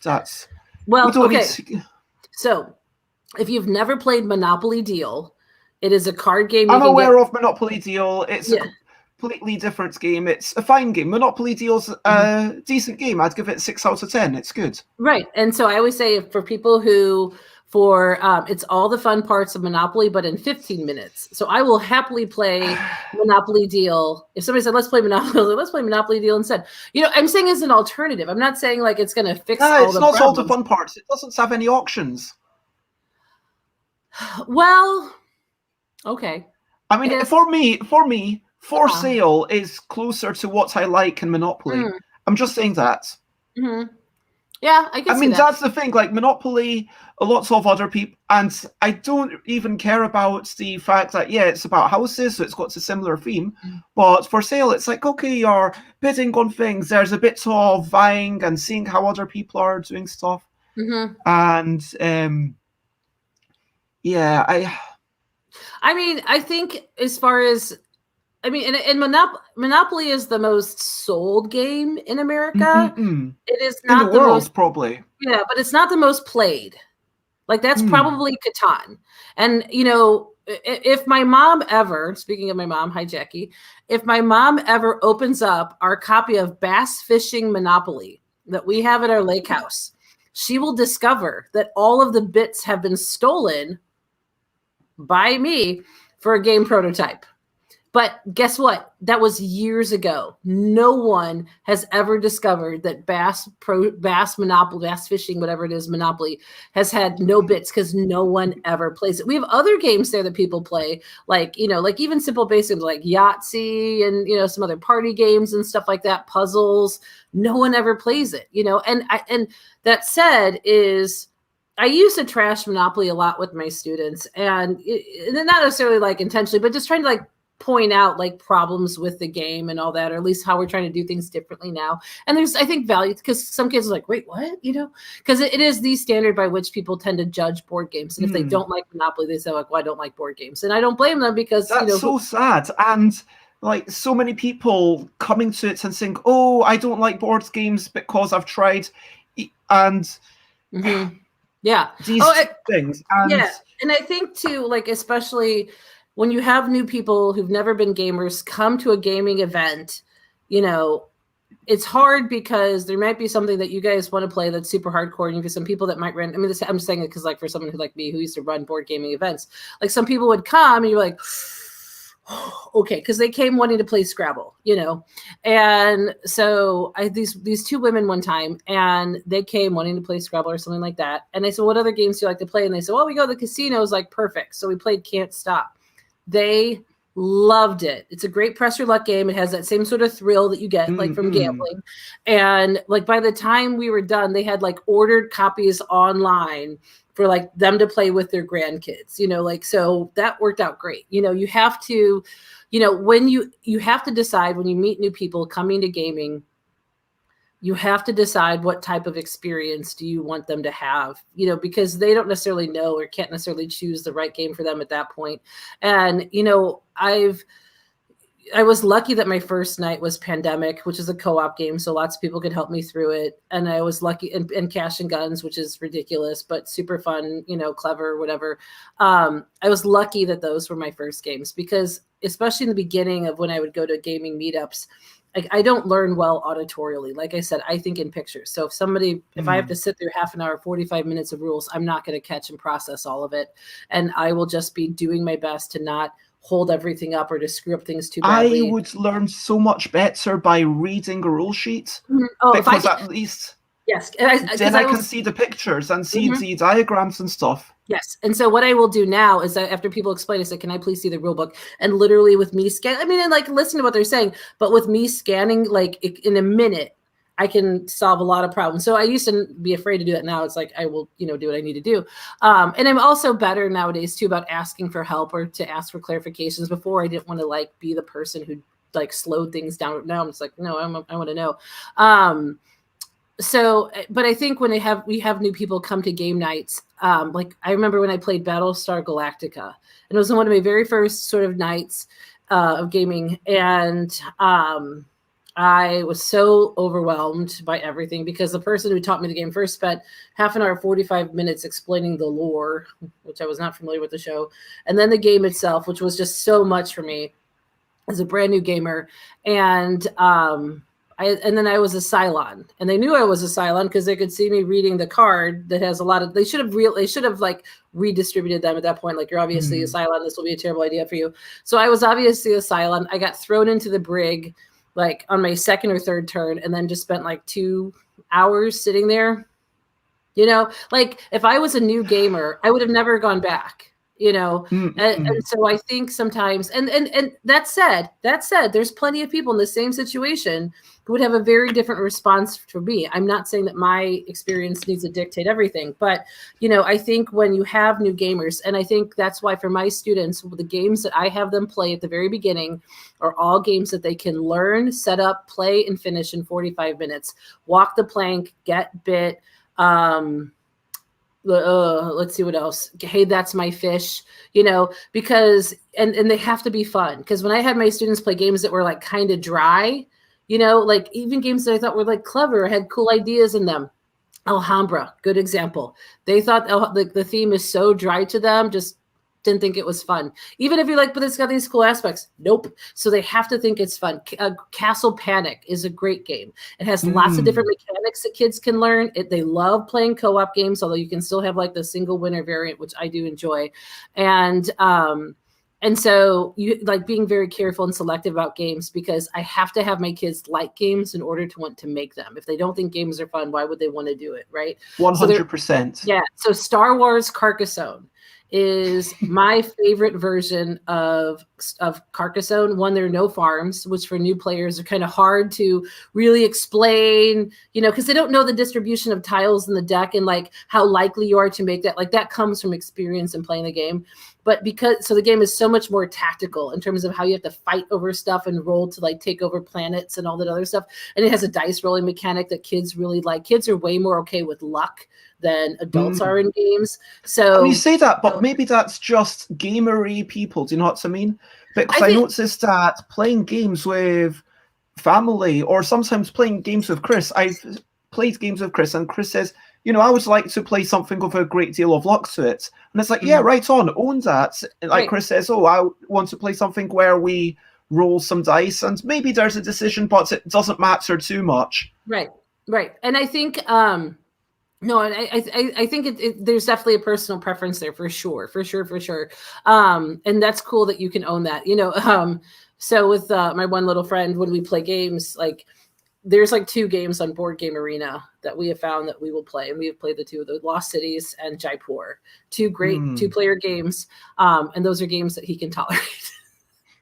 Because if there's like too much, like I played Martian Dice and he was so mad at it that he had to like hang up the phone with me and was just like, I can't talk to you right now because you made me play this game. I was like, okay, you know what? It's fine. We're all our own unique people. It's fine. We're so that made me laugh. But that's the thing is it's really easy, especially when you are a gamer, to be kind of snobby about games.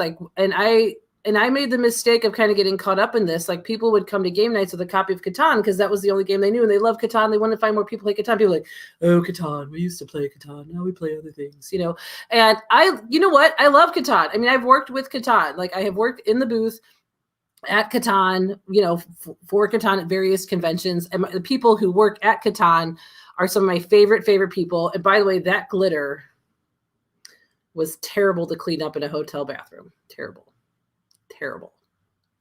glitter. Never again. So amazing necklace though. Yeah, I do love that necklace. I do wear that one a lot. Was that a custom thing? Etsy, but it wasn't that expensive. Some sort of like laser cut thing. Oh, those star earrings, they're right over there. No, I love yellow. It's my favorite color. Oh, that's your house. Oh yeah, because I live right beside the Thames. Right, good. Probably. I mean, you're closer than I do, so it's cool. Was let's see, what did I do? Chutney, that was 90 weeks ago. That's hilarious. Yeah, so that was the last day of school. I signed out in the morning, got in my car, drove to Chicago, dropped my car off at my cousin's, got on a plane, landed in London. I don't sleep in planes. So getting to London like the next day, like early afternoon or whatever it was, you were ready to drop off. Well, but it was also like the best day ever. I went from like last day of school to like eating duck fat fries in Westminster Gardens, like looking at London across the street. Like I was like, I'm not mad at any of my decisions right now. So I do love to travel. That was at UK Games Expo. That was some little weird little thing that walking from the convention center back to that little thing was there. So of course I took a classy photo next to it because that is what I do. I love Oink games. This is one. I think this one is like the Tales of the Phantom or something like that. I think that's what this one is. I don't know this one. I've not played this one. Yeah. It's okay. It's a social deduction game. It's okay. I assume you're backing their current Kickstarter. Yes. Yeah. Well, and it's funny because their games are supposed to deliver after I'll be moved out of my house. So I need to like put my address in as someplace like my mom's house or something. But I do love Oink games and I try to collect all of them. Oh, and Yeah. Oliver saying that they didn't want to say hello. Oh, Oliver's lovely. But yeah, and that's... so yeah, this is yeah. So my last night in London, John Brieger and I like hung out all night long. We had so much fun, and I didn't really sleep because we were up late because he used to live there. So he's like, I want to go to my favorite rooftop bar and all this, and then we had noodles in the street and all that. We had so much fun. So I had 3 hours. And I said, please let me sleep. And I do not sleep well on planes. And I knew I wasn't going to sleep. And I definitely did not really sleep on the plane. And so when I landed in Chicago, I still had a 5-hour drive to get back to St. Louis. Oof, but you had to drive, or you had like someone driving you? No, I drove. But I still drove into the city from Chicago, the O'Hare Airport, to get donuts from my favorite place, from Stan's Donuts, and then drove to St. Louis. Like I did like an extra hour just so I could get those donuts because I love donuts so much. And so I have a pair of glasses that I almost never wear. So I took a picture of myself in them. So yeah, so and I was very tired. This was me very, very tired. Very, very tired. You can see how tired and glassy those eyes are. Whoo, that is a tired girl. Because I basically, I had to go to like work or do something like the next day. Like my summers are just like crazy. Like I just love, so I started to do a broadcast. Or podcast. Oh, yeah, this was for the board game podcast. Yeah. So I was like, oh, yeah. So that's the campus of my former college. And that was it. It's interesting how, looking back, it definitely shows how your life's gone, if you know what I mean. But it's very curated, and of course, like same as if someone were to look back on all my shows in say 10 years time and listen to the first minutes where I say, oh yeah, this is what I've been doing recently, then about, okay, that's some of what Bez has been doing, but it's never the totality of the person. Yeah. So if we were to talk about things which you've not told many people, what things are you happy to share on the internet? So I mean, maybe not the frequency of your farts, or I don't know if that's something that you... I don't know. That's pretty impressive. I mean, I'm not gonna lie. I'm pretty good at that. Just kidding. What am I pretty proud of? That's a really good question. I love what I get to do, but I think that comes through. I have this in my bio that you're scrolling, and I think happiness comes from being able to create the life you want. And I feel pretty lucky that I've been able to do that. And this isn't anything else that's new that I'm proud of. I'm really proud of myself. Okay, here's one. I'm really proud of myself for everything I've done for myself mental health wise because of the pandemic. It was really my anxiety over COVID, especially in the beginning, just spiked super high. And I was so constantly worried because especially in the very beginning days of the pandemic, where it's like terrible pictures coming out of like Italy with just like trucks carrying, bodies off the cemeteries, like all of that really impacted me. I had a lot of anxiety about it. I was at my lake house by myself for like 9 weeks. And while it was good that I had that sort of bubble, but like anytime I had to go out and do like a grocery pickup or something like that, I would just almost like would mentally reset my infection clock in my head back to zero, like how many days without contact from other people, and, I got to a point where, I think with the pandemic, it's like one, how likely am I to have gotten it at this point, since doesn't seem like I have, and all that time I spent worried about getting it, not actually getting it. And I mean, I'm super careful still, super careful still. I don't, my guard isn't down by any means, but doing what I need to do for my health, like one, to try to make sure that I'm not thinking every day that I'm slowly dying, to, kind of trying to like... I mean, we all are dying. Well, thank you, Bess. Now that's 2 week setback. I'm just kidding. No, you're not wrong. I mean, but the thing is like how I've been able to handle like the stress of it and get myself to a more balanced place. I'm really proud of that because I had a lot of stress and anxiety about it. And, like circumstances haven't changed all that much. Like, yeah, numbers are better, but they're still as bad as they were in October. It's not like we're totally out of the woods here. So yeah, I'm really proud of that. Of taking care of myself and taking care of the people that I care about. That's been huge. Cause I always thought, for myself, like, oh, I'm a plucky little problem solver and I can do everything. But when it was a big problem that I could not solve, that was from a student who did his own independent design. This is a kid who never played Candyland because he grew up playing Power Grid. Right. So a very smart kid. And his dad teaches game theory at a local university. So he has played a lot of games. So when he was working on a game of his own, you can see how he feels about what's important in a game. Themes are difficult. Themes are unnecessary. Themes are interchangeable. Like, does not really think theme in games matters very much at all. And so anyway, so I'm proud of that, and I think that just trying to be a lot more kind to myself and kind to other people, kind to my students. I cut my students a lot of slack when it comes to the work we're doing and how we're doing it, because if they were in person with me, I could help them a lot more. But when they're trying to figure stuff out on their own and I think they could do better, it's like, well, can they? Like, I can't really say that. So I have to give them the benefit of the doubt. And I think that has made it easier for my students to try more and to be more experimental. I hope so. That's the goal.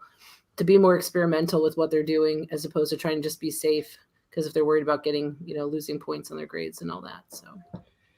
Yeah, I remember you telling me that basically don't mark the game design thing in a normal way. Well, not telling me, telling the world on a show. Yeah, well, I mean, because basically it's almost like if they include all the elements I want, then that's enough. Some kids, like for the work that we're doing right now, we just did a lot of work with Reality Composer. It's an augmented reality app on the iPads. And some kids' projects were really good. And some kids really struggled to like make basic features of the thing work. But if they had a project that had 6 anchors in it, then they got full credit, even if they looked wildly, wildly different. Because I just, I'm proud of them for creating a project with 6 anchors in it, because they've had some technical issues and everything like that. It's really, really hard right now to have some sort of like really high standard for what you want in terms of completion and expectation. It's hard to do that right now. And I don't think that's fair to kids, and just trying to be really human. Like, I'm proud of you for what you're doing. We're getting into pictures from this summer when I spent the summer in Charlottesville, Virginia with my great friend, Morgan Dontonville. He's with Catan Studio and he's a game designer too. So we were able to, play a lot of games and talk about game design and all that this summer. And so that was really, really good for me. We were combining a couple different things. Yes. We combined a couple things. The little Godzilla was not actually part of that. So there's, the one I'm in the mask, that's when I was doing some promotional stuff for Catan for Gen Con online. So I had my little Catan pins. So did you actually, this wasn't from your place? No, that's at the Catan World Headquarters or whatever at Pete Fenlin's house in Charlottesville, Virginia. So we did some live on air stuff. So that's why there's like every possible version of Catan is behind me. Plus there are like Catan banners and Catan animals. I mean, you said that you like Catan, so I thought maybe you've got this many versions of Catan. I don't know. No, I actually, well, let's see. I had the fancy wooden box version, and I gave that away to a good friend of mine whose students I've taught, and they love Catan. And I was like, I would love for you guys to have this. So while I'm gone, you guys can play this copy of Catan and stuff. So I did that. Yeah, it's funny because that one picture of me with like the sandwich, that was like a really hard day teaching. And so I made some peanut butter and jelly sandwiches, and I took them to the park and just sat in the field in the sunset and ate peanut butter and jelly sandwiches. And it was good. And then as I was getting ready to leave, I found out that Ruth Bader Ginsburg had just passed away, and I was like, oh. But my game Valkyrie was actually inspired. I was asked to make a game about Ruth Bader Ginsburg, and the publisher ended up passing on it but I took it and I wanted to still to make it a very strong, like female forward kind of game. And so that's why I picked Valkyries, goddesses of the Norse battlefield. And it's such a good game and I'm so proud of it. And I wouldn't have made it if I hadn't been asked to do that. So that was Halloween. So every year for Halloween, I do cosplay. And so that's my Zoom background picture. That's my Zoom picture. Like if I turn my camera off, like that's what students or administrators or anybody sees. So every year for Halloween, I do a big thing for cosplay. And this year I couldn't. So every year I did a different makeup because it was every day of Halloween week. I did a different. So that's the evil witch from Snow White. Yeah, I saw this on your Facebook. It's just amazingly good. Well, and I found somebody online who did that and I copied it. Like I did not, like I saw how somebody else more or less did this and I followed the instructions well. So it wasn't like my own, like this one was a blend. This is but still, you followed the instructions pretty well. I think there's a lot of skill in that. Yeah, there's Hades from Hercules, that movie. So I had the blue wig. I love this one, especially because I was like, I finally did a sexy cat makeup because it's kind of like the joke for women on Halloween to do like, ooh, I'm a sexy cat. Well, yeah, I did a sexy cat. Just for me, it's Scar because Jeremy Irons, he can call me up anytime. I don't know that that's a good idea really for either one of us, Jeremy, but if you are watching. Okay, sure, Jeremy Irons. If you want to get in touch with Kathleen Mercury, I guess go on to the website, KathleenMercury.com. Actually, Jeremy, don't. It'll be fine unless you want to talk board games. I don't know. So that's like, and this one was probably my sloppiest looking one. Like I was, but I had the fangs, so I was like, I'll just do it. I wasn't as in love with this one, but a bunch of people really liked it. I was like, really? Because to me, this looks like kind of crusty. But all right, fine. I was happy with the shading. I'll say that. So yeah, so that was fun for my students every day for them to come on and to see like what I had done makeup wise. The Scar one was probably my favorite. It feels. Is there a sense of loss whenever you say goodbye to a student? Yes. It is very hard on me, and especially when they go. I mean, our high school is like less than a mile away, and they go to the high school, and kids most of the time they don't come back. Like I'll hear from them, and stuff like that. But when you work with kids for so long and then they just go and leave you, it is really, really hard. It is really, really hard. Oh, there it is. That's the one thing that the student just posted. Oh yeah, and so and that's actually a really sweet comment from a student, a former student. Yeah, and that's what matters to me. More than anything, like I guess it's just, especially after teaching so long, like the relationships that you have with students is like, because I really try to, and that's what's been so hard about COVID is trying to really build those relationships so that there's trust, so that when I'm saying, hey, believe me when I say you can make something messy and you can work on it to try to make it better. Having trust in me is critical for that. And it's been hard to do that with kids when they're remote, when they don't want to keep their cameras on, which is fine, when they, don't necessarily participate. There's lots of things about this that are just so hard. And so when this kid whose work was super late, and all that, but he got it and he's proud of it, I'm like, that's awesome, and I wanted to then to have like a former student who messaged and said that, that I was one of her favorite teachers. And I'm going to read it out because that's just lovely. Okay. Just stopping by to say that you were without question the best teacher I've ever had. 6th to 8th grade were really hard years and you had such a profound impact on me. I hope this new chapter is everything you hoped for and more.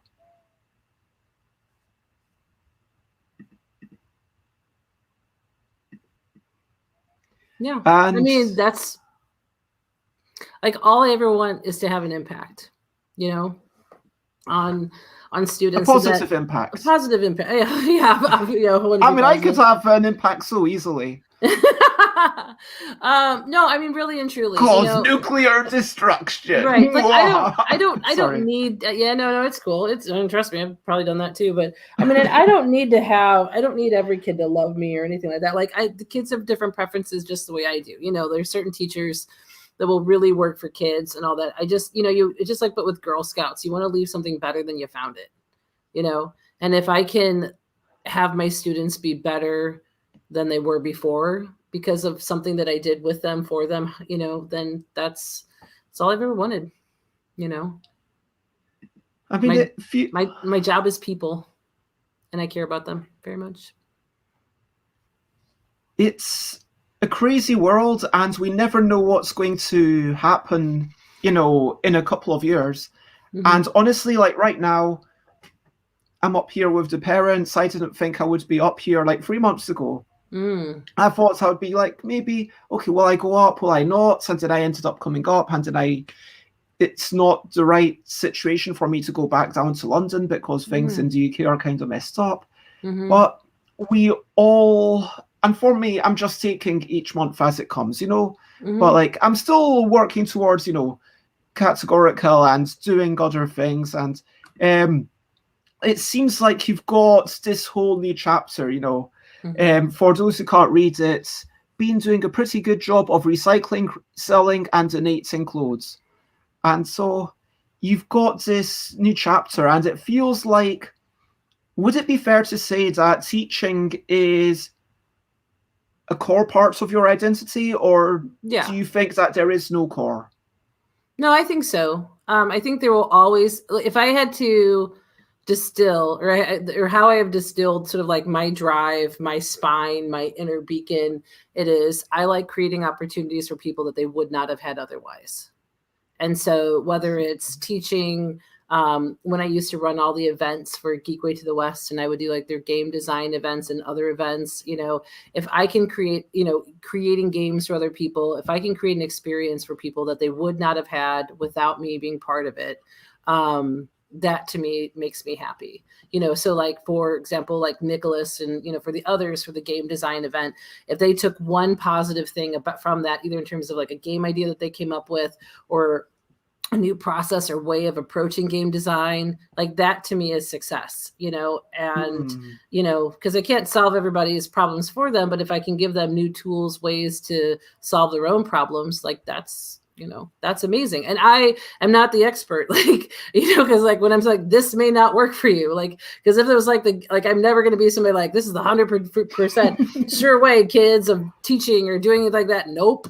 But I think too, with my students, is I don't hide behind the curtain of like expertise. If I don't know something, I say it. If I screw up, I say it. If I just try to be as human as possible, so that, you know, I mean, it's always gonna be weird when kids see me out in public. Like when I would go to the mall near school, and then kids would be there and they'd be like, look at me. It's like, yeah, I do. I buy lipstick a lot. You know, I go to Sephora a lot. You know what I mean? Like they're like, you are human. You exist in world. Like I do. It's pretty great. You know, there's always gonna be that sort of aspect that, you know, because I would have had the same response too when I was a teacher. You're like, you're not supposed to be here. But you know, just trying to like create opportunities for other people is a big thing for me. And so when it comes to like this new job, is if I can teach math and science in a, you know, in a way that's exciting for kids and fun, and they look forward to coming to my classes, and not sure what's going to happen, but, you know, we're going to do our best to have a good time while we're doing it. You know, like that's what motivates me. So, you know, teaching lets me do that very, very well, more than a lot of other jobs would let me do that. That is such a beautiful way to put it. I've written down your exact thing so I can reiterate your words in the recap. I'm going to turn on my lamp just because it's getting a bit dark outside. And yeah, I'm just really stunned by that. You've been, hello Ben, hello Sorty Horse. It is lovely to see you. We've just been chatting for 2 hours about Kathleen Mercury.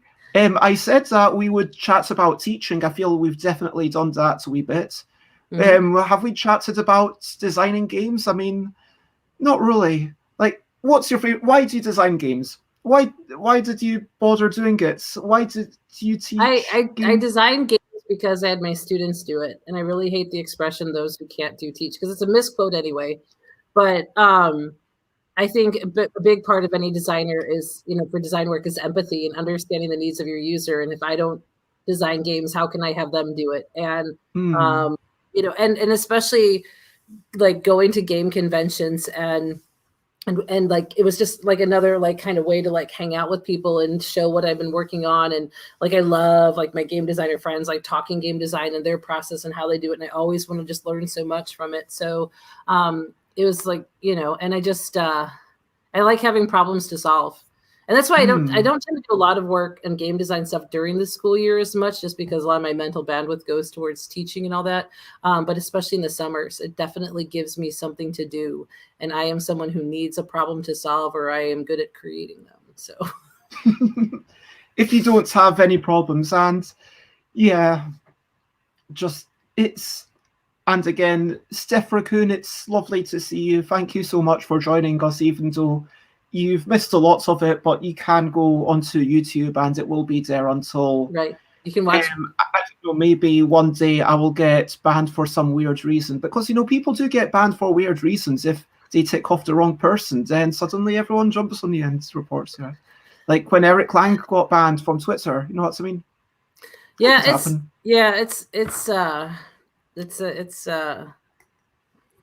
social, it's difficult right now, you know, as far as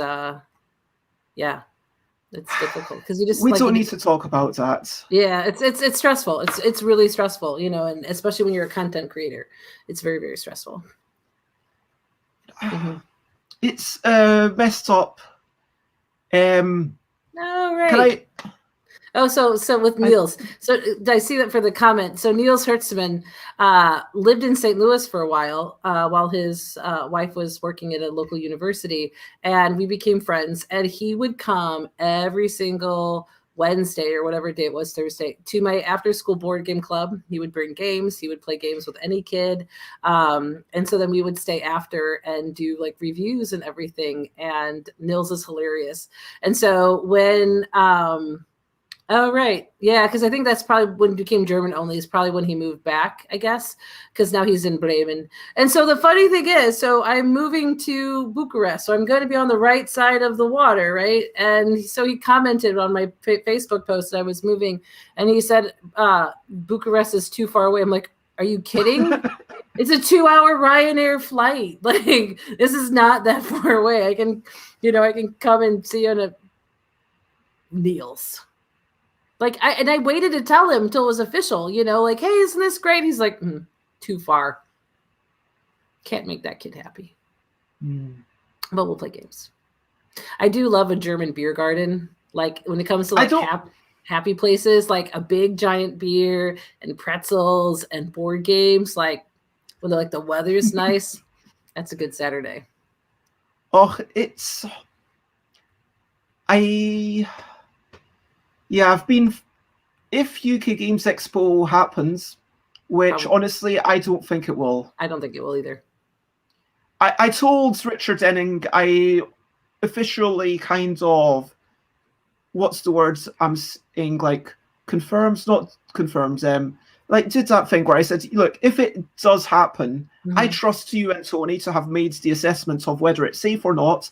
If you think that it's safe, I'm going to go, but honestly, I don't see that that's going to be a good business decision. I think that, but I'm going to spend my whimsy budget, because I decided a few years ago that what I've got is a whimsy budget every year. So like one year, my whimsy budget was like for the wall of cats at UK Games Expo. Last year, it was like for this amazing balloon machine. And I was going to take it to all the conventions. And I don't want to say too much about this balloon machine, because I'm hoping that I still get to use it, and everyone will be walking around with a special balloon. Should I just tell people what it is, or? I think you want to, but you should keep it silent, because I think if you tell people the short-term joy of sharing this right now, you might feel like you're diminishing the impact of it later. And I'm only saying this as someone who's people have seen it at Aircon. Okay, well then, so I did get to show it at Aircon, but I went to a place in Nuremberg, and in Nuremberg I bought this machine for 500 quid. And then I brought it back, and this is a special... There's no business sense in making this machine. But if you're running a publishing house, why on earth am I doing this if I'm not going to allow myself to have a bit of fun with it sometimes? Well, and I think that it's like the same thing. It's like for me, like wanting people to have experiences that they wouldn't have otherwise. I think, we're sort of similar in that where you want to bring joy. You want to bring joy to others. You want to bring joy and happiness. And even if it's somebody who doesn't want to play or engage with your games, you are still looking for ways to engage with people as people. Like, if you don't like my games, that's cool. Here's a wall of cats. Here's a balloon machine. Here's, whatever you do next year, whether it's like a Lego walk of fire where you put Legos down, you make people walk across them barefoot or whatever it is that you want to do. That's kind of that's painful. You don't want to cause pain. But I think that if people have chosen to do it, then people are having fun with it. Yeah, and I think intentionally creating like silly, intentionally creating something that there's no good reason for. When there's intentionally creating something just because we can, I really respond to that because my whole life is people like, why would you do that? And I don't have time to do that stuff. That's incorrect. We have the same amount of time. How we choose to spend it is different. And yes, I do not have children, and that certainly gives me a lot more time and money than some of my peers do. But on the other hand, you make choices with your time in terms of how you do it, and intentionally trying to create fun experiences for other people has value. Because if somebody smiles just a little bit more than what they would have, and just like, and maybe in their own lives, they're gonna be like, there was that time that one person did that totally random, unnecessary thing. And maybe I will do this totally random, unnecessary thing for myself because I like it, because it makes me smile. We're very serious nowadays. We're very purpose oriented. We only have so much mental bandwidth sometimes, where it's like, just to like answer every email takes work sometimes, so to like intentionally say, you know what, I'm going to do this frivolous thing. Like, there's value in that right now. We need that more than ever to remind us that we are, silly little bags of vegetable soup just sloshing around and exchanging lettuce for stuff. You know what I mean? Like, we can, the human spirit has to be celebrated, remembered, and rewarded. And thank you, Steph. I'm happy that it resonates with you. Thank you so much. And I've been parts of mentorship, a couple of things. One was with Matt Fantastic. One was with parts of a big group trying to do media stuff together. And the first thing was to say, hey, what's your why? Why are you doing this? And starts off like, I believe, blah, blah, blah. And it comes off again slightly cheesy, but I'm just going to chuck this up here. And I'm glad that it takes a little bit less of the space so you can still see our faces at least.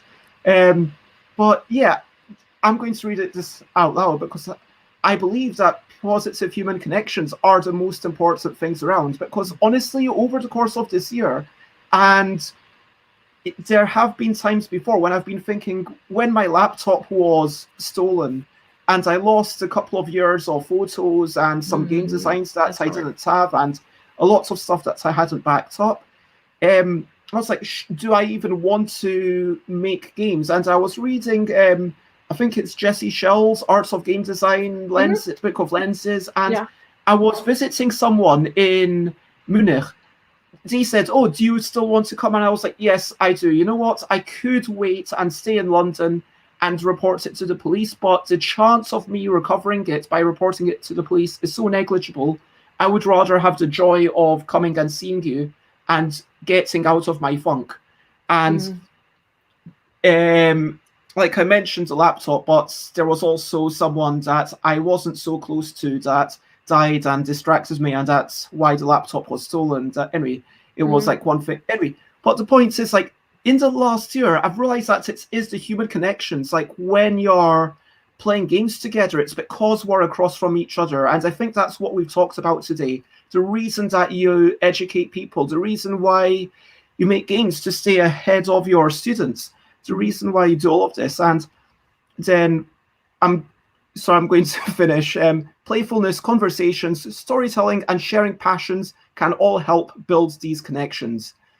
To do this, I chat with all sorts of people and try to facilitate good times. I talk to board game personalities or talk about board games with all sorts of good people. Together, we learn to make lovely things, run game jams and other events, play games, build memories, and create connections. And I don't know if that's kind of a bit too cheesy or far-reaching, or if... No, because can you say that's authentic to you? I mean, I think so. It's what I aspire to, I think. Like, I'm not going to say that I've necessarily achieved all that. But like, definitely... It's what drives you. It's what you're trying to do. And I think it's like what I was saying earlier too. It's like, you know, I could look at myself as a teacher as a failure every single day because I'm not ever going to be as good as I want to be, but I'm always constantly trying to get there. I'm always constantly trying to get myself to that position. And this year has been really challenging, you know, and not like challenging, like, oh, you know, I mean, like challenging, you know, and making me really question myself when I don't necessarily have as much energy to do the things that I want to be doing, that I know I should be doing, you know, and having to be kind to myself and just understanding that I'm doing the best I can, not necessarily the best I want to be. But I think that's the thing. It's like, you are trying. This is your beacon. This is what you're driving towards. If it was something where you what motivates you is to have breakfast, lunch, and dinner every day, you know, most likely most days mission accomplished. Like, you're not really, you know, but it's like you're trying to push yourself always in terms of growth.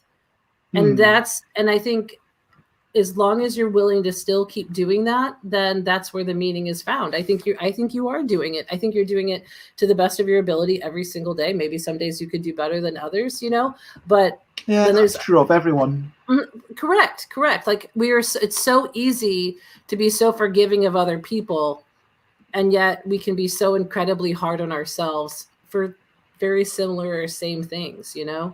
And I mean, I think there's a lot of people out there who'd be like, Kathleen, I can understand how teaching remotely right now seems very, very difficult and challenging for a number of reasons. You know what I mean? Like, I think that there are a lot of people who get it, you know?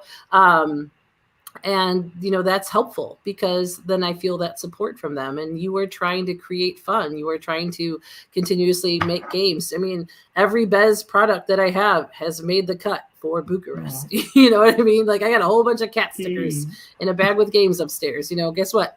I'm going to smack those on Bucharest things and not, actually I won't vandalize them. Sorry. I'll put them on my own stuff, but I won't. You know what I mean? Like, you're trying, and you are doing what you can in the best, most positive, authentic way. You spend so much time and energy to try to create this and put this out there for other people, and you don't have to do any of this, but you do it. But you do it because you feel like you should, and that is okay. I really appreciate that, and I'm going to just sit here and soak up all these compliments.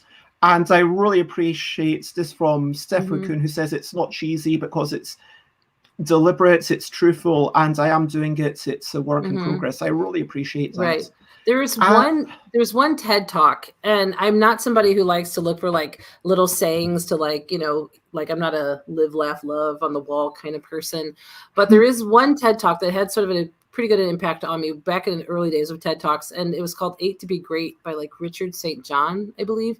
It's like 3 minutes.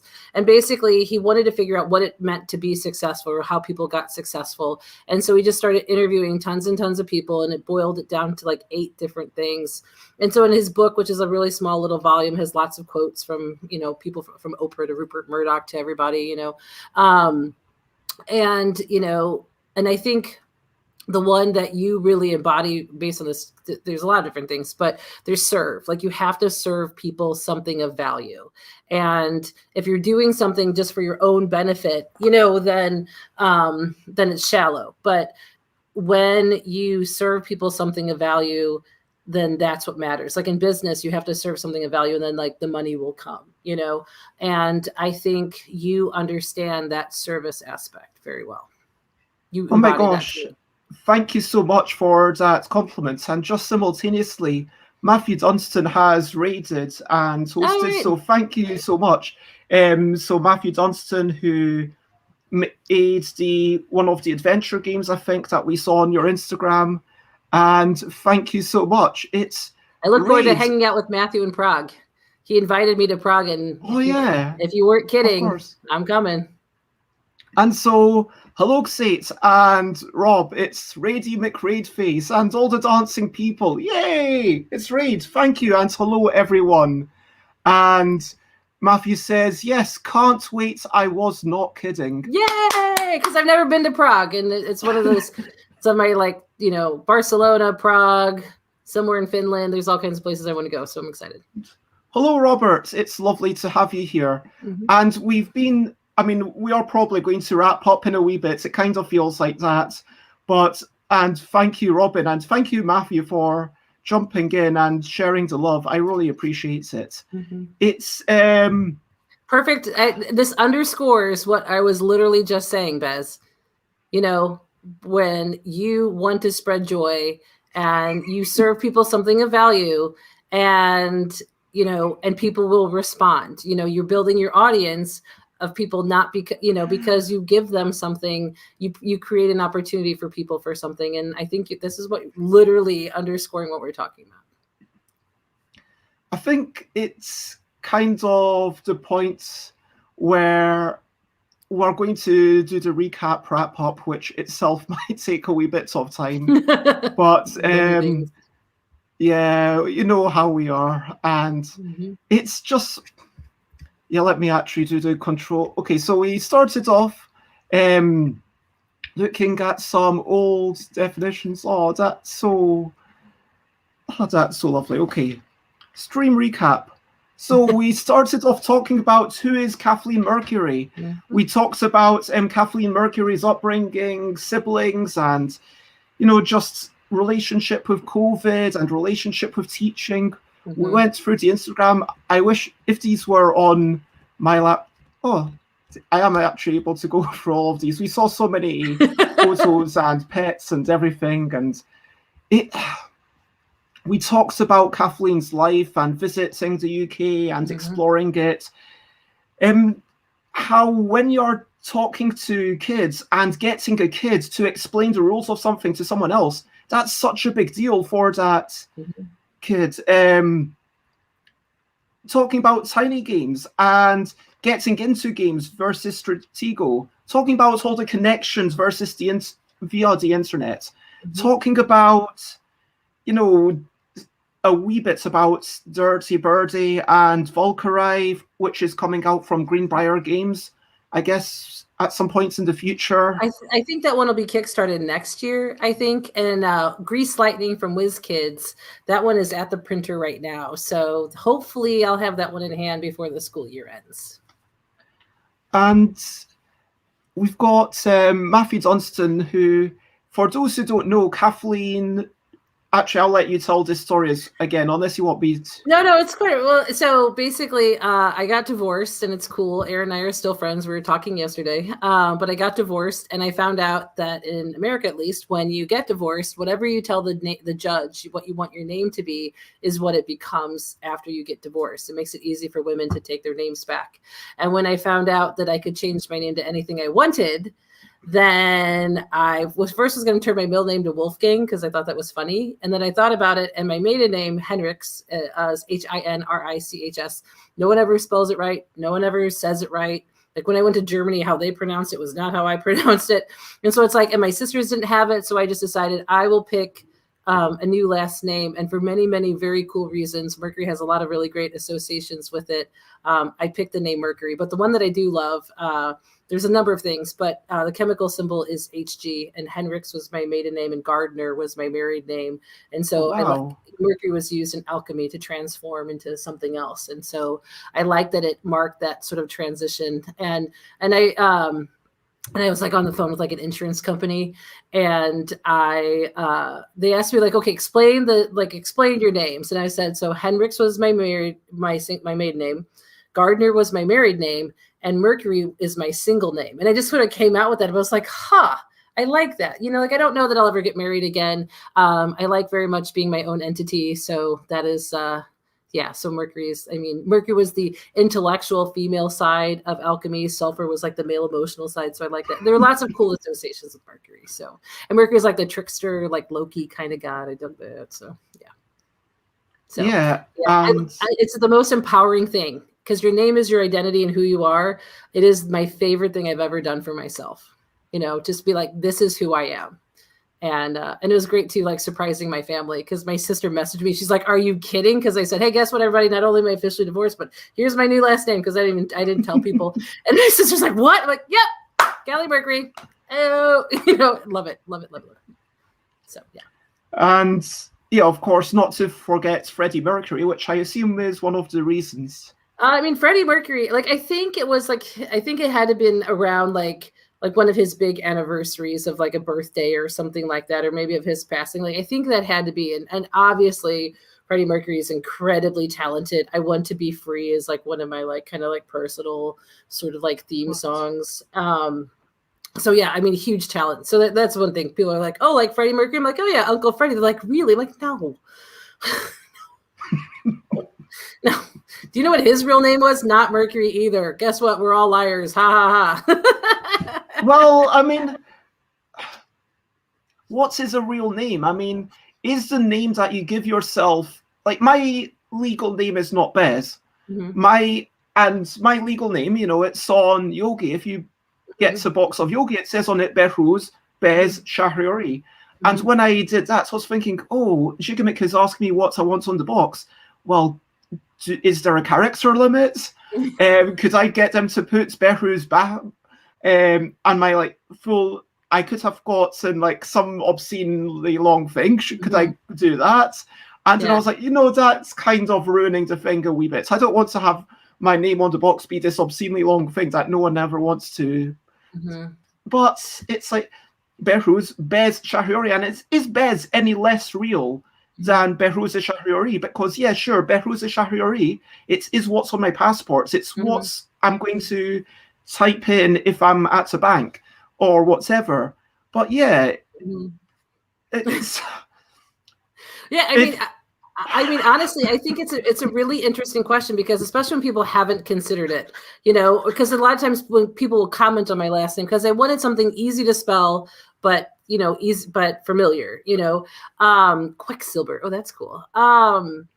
So I wanted, and so people often comment on it, and I explain that they're like, huh, and it's like, and what would you choose? Like, if you were to rename yourself, what would you choose? And again, it's like all the associations with Mercury, like the letters, like all the different things like came together where I felt like, like this is who I can be. This is how I can, present myself to the world. And it is, I'm the only Kathleen Mercury out there. You Google me, you're only going to come up with me. And I think that's kind of cool too. But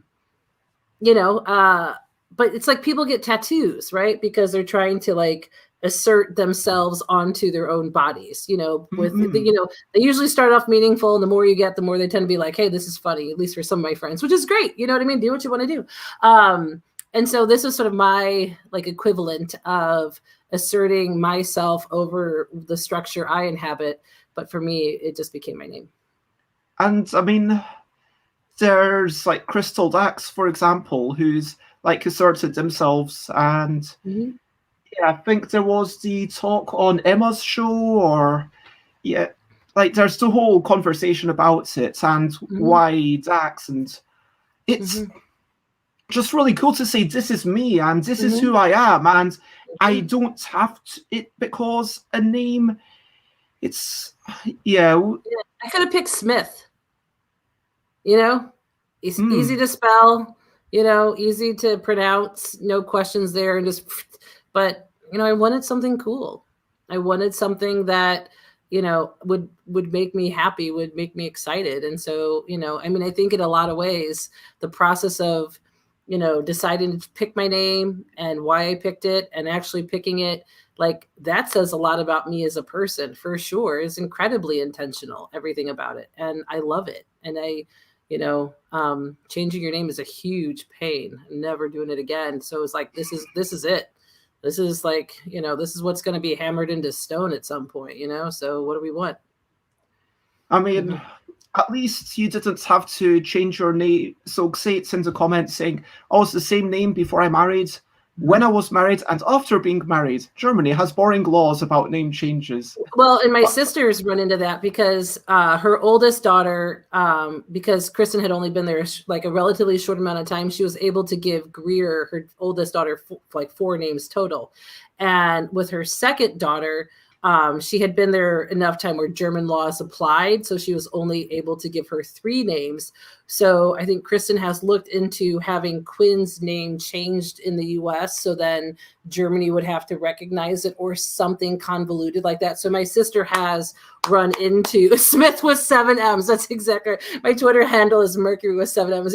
Smith. That actually, I dig that. Actually, that's hilarious. That's hilarious. Kathleen Smith. Now I still like Mercury better. Mercury, I still like it better. But yeah, so I mean, honestly, Steph, if you're considering a name change, I mean, everybody I know that has changed their names has not regretted it. There's a woman who used to teach in my school. She's like 92 years old. Seriously, she's still like will come in and coach kids for science Olympiad. She's like, I don't even know. She's like barely over 4 feet tall. This woman is a powerhouse. And I think it was like 5 years ago, she changed her name from her married name back to her maiden name because she was like, she wanted her old name back. And I was like, good for you. You know what I mean? Like your name's your identity. So, it is my favorite thing. And I think that's a really, like, if people were like, if you were to really change your name to something else, like what would you want it to be? And first names are, we tend to pick them because of like, that they're pretty, or that there's something about like a quality about them that we really respond to, because that's what people are going to know you as. It was important to me that I kept Kathleen because I've always been Kathleen. The one thing is I thought about adding my stepdad's name because he's my father, as my middle name, but I didn't want to lose Henrik. So I kept Henrik's as my middle name. And so then, and America doesn't do 4 names well. So I just said, you know what, I'll just, my whole point was I wanted to kind of simplify a bit. So Kathleen Henrik's Mercury. Oh my gosh, and we just got rated again. Thank you so much, Joanne. So Joanne, for those who don't know, is a musician and a professional clown. Cool. Closer to you than to me. Let's put it that way. Well, Joanne, my sister Karen was a clown with Ringling for many years. So I have circus folk in the family. So yeah, and my nephew just did a juggling stint on Bindlestiff Circuses on their live show, and he just did his juggling. Like he's just come so phenomenally far in juggling in such a small amount of time, where he's got his flares going and whatever else they call it. So he's doing great. And thank you, Sarah Khan, for following. It's lovely to see you. Thank you for joining us live on a mountain. It's been lovely having you, Alex. Lots of love and have a good evening. And yeah, thank you for bringing your peeps. I was actually just starting to do the recap, and then we got on a bit of a tangent, let's see. I'm going to put up that banner, just so we are now firmly on the recap. Okay, officially. No new content. I mean, I'm not saying that. I'm just saying that we are recapping. We're definitely recapping. Okay. Oh, but we did have one comment Hold on, from... real quick. Speaking of, I'm totally interrupting. I saw something on Reddit where Scotland names their snowplows, and they and you can like track them live. So there's like Sleddy Mercury, and there's one oh no, it's hilarious. If you've not seen this, look it up like live. Yeah, okay, sorry. No, you don't need to apologize. It's all good. And because it made me think of Ghana and I do that, and just because one of them's okay. Go ahead. Okay, so we talked about who Kathleen Mercury is. We talked about teaching and board games, and we talked a wee bit about designing and Dirty Birdie and getting in with R&R and makeup and leggings and all sorts of things. We talked about the joy of small games, about having 40 games on a single shelf because they're all so tiny. We talked about socializing on the internet. We talked about how the past year's been. We talked about Kathleen's new game that's going to come up, which is Valkyrie from Greenbrier Games. Actually, we didn't talk very much about it. We just mentioned that it's coming out, so that it's got strong independent women. Do you want to give us a 30-second rundown? Valkyries were Norse goddesses of the battlefield. They could choose who were slain. They could choose who fought. They could choose who were slain, and they made tapestries out of the bodies of the dead. Ha! Okay, we talked about how good capital cities are. We talked about people coming together and just all the energy that you get. We talked about Dragnarok, which is an amazing name for a game. We talked about, I love this quote, and I am recapping, or rather I'm continuing to recap. And anyway, I love this quote. Confidence is believing in yourself. Arrogance is believing in yourself over others. I mean, I had not heard it framed that way before, but I love that kind of thinking. Okay, it doesn't matter, like, let's not make this a systematic argument, but it's about which are you doing? Are you believing in yourself? Do you have faith in yourself? Or are you having faith in yourself that you're better than everybody else? Because that latter thing is not cool. Great. We talked about, what does Kathleen love? Why is Kathleen all about teaching? And I'm going to quote you again: creating opportunities for people that they wouldn't have had otherwise. I just thought that was beautiful. And then I revealed my own thing and my own value system, and then I started then Matthew Dunstan came in, and then I started recapping, and then we got onto whole tangents about games, and then Joanne came in, and that brings me to the present. And now I am recapping the recap. And so we had one small question from Rob that I missed. Robert says, wish I had heard more of this. I'm trying to think of a designer name as I don't want my real name everywhere. And I think that's fair. I think that's totally fair. Like, a lot of authors have like their nom de plume, or, so yeah, I think especially nowadays, having some sort of like separation from yourself as a content creator in some way, whether it's a game or podcaster versus your own personal self. I think there's, that makes sense. Plus it helps to build a brand too. I didn't really think about it that way. I just picked something that made me happy, but because my name is unique, that definitely helps with that too, so I think that's a good point. And so, yeah, and just in case you missed it, we had some more lovely comments from Rob about the whole show that you ran at the weekend. So it has been amazing talking to you. It's got so much energy. And as you move to Romania from the USA, I wish you all the best. Yeah. And I saw the text from Donald Ennis on my phone. It sounds like maybe we might be talking again on Sunday, although that won't be live. But that'll be fun. That will be fun. And I will not screw up my audio like I did last time. Okay, so I've been on Board Games 1.5 times before, let's call it. Because the one time I was actually on there, and in the half time we recorded it, but it was so good. We did the most amazing episode about humor in games, and Bez offering amazing insights, and I would say something ridiculous, and Isaac Shalev would come in and properly frame what I was trying to say. Amazing. We had such a good time. It was so good, and I screwed up I unplugged my audio and I lost it. It was frustrating. But it happens. It has been lovely. If you want to check out I will say sorry. Oh, no, it was if you're going to do like links and stuff, if you know people who want to teach game design to kids, I share all of my resources, KathleenMercury.com. I make no money from it. I basically just pay for like the hosting. So like I get there's no ads, there's no anything. It's literally just, I share the entire contents of my Google Drive folder with the world. So if you are interested in teaching game design, it's all there. If you want to do game design, there might be some resources to help you too. Heck, why not? Yeah, it's all there. And yeah, I 100% agree with Nicholas. It has been lovely. And I see you trolling. I see you cheeky banter. I'm not going to respond any more than I already have. If you want to check me out, I am stuffbybez.com, stuffbybez.bigcartel.com, twitter.com/stuffbybez, instagram.com/stuffbybez. Twitch.tv, while you already are probably watching it here, twitch.tv/stuffbybez. I stream every day at 10 a.m. UK time currently. That will be changing in a couple of weeks. youtube.com/stuffbybez for all the old episodes, and stuffbybez.com/discord. Definitely check out the Discord for, we've had game jams, we've got rules to games and all sorts of stuff, and it's a nice community. And yep, see you soon. Oh, am I on Twitch too? Yeah, you cheeky I, wee I, bampots. yeah, I Oh, don't. wait, sorry, this is for Kathleen. Okay, sorry. No, I'm not. I'm not on Twitch. Like I'll do other stuff. There's just a limit, I guess, sometimes. So yeah.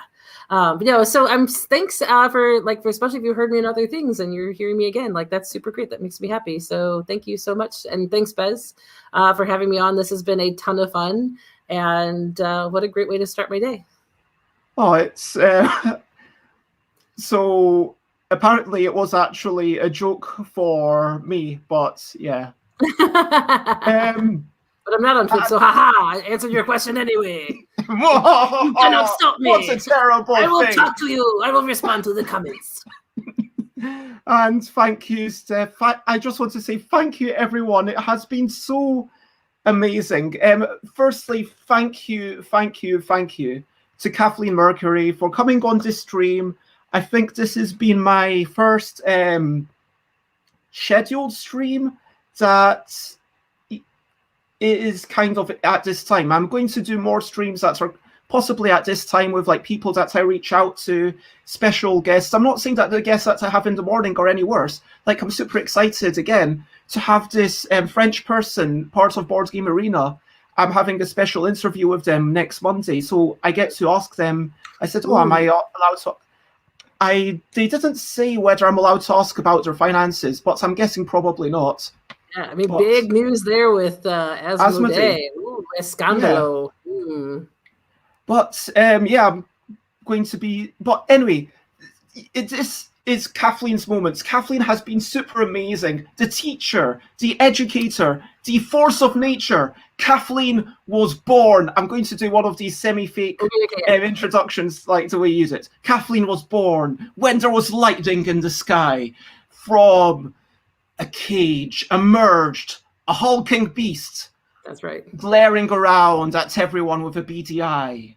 And then going back to sleep a little bit more before coming out again. And then Kathleen emerged with a roar. And it was Kathleen Mercury who has emerged as this force of nature. I'll take it. Right on. Okay. Thank you, Bez. Thank you so much for having me. And Always a pleasure.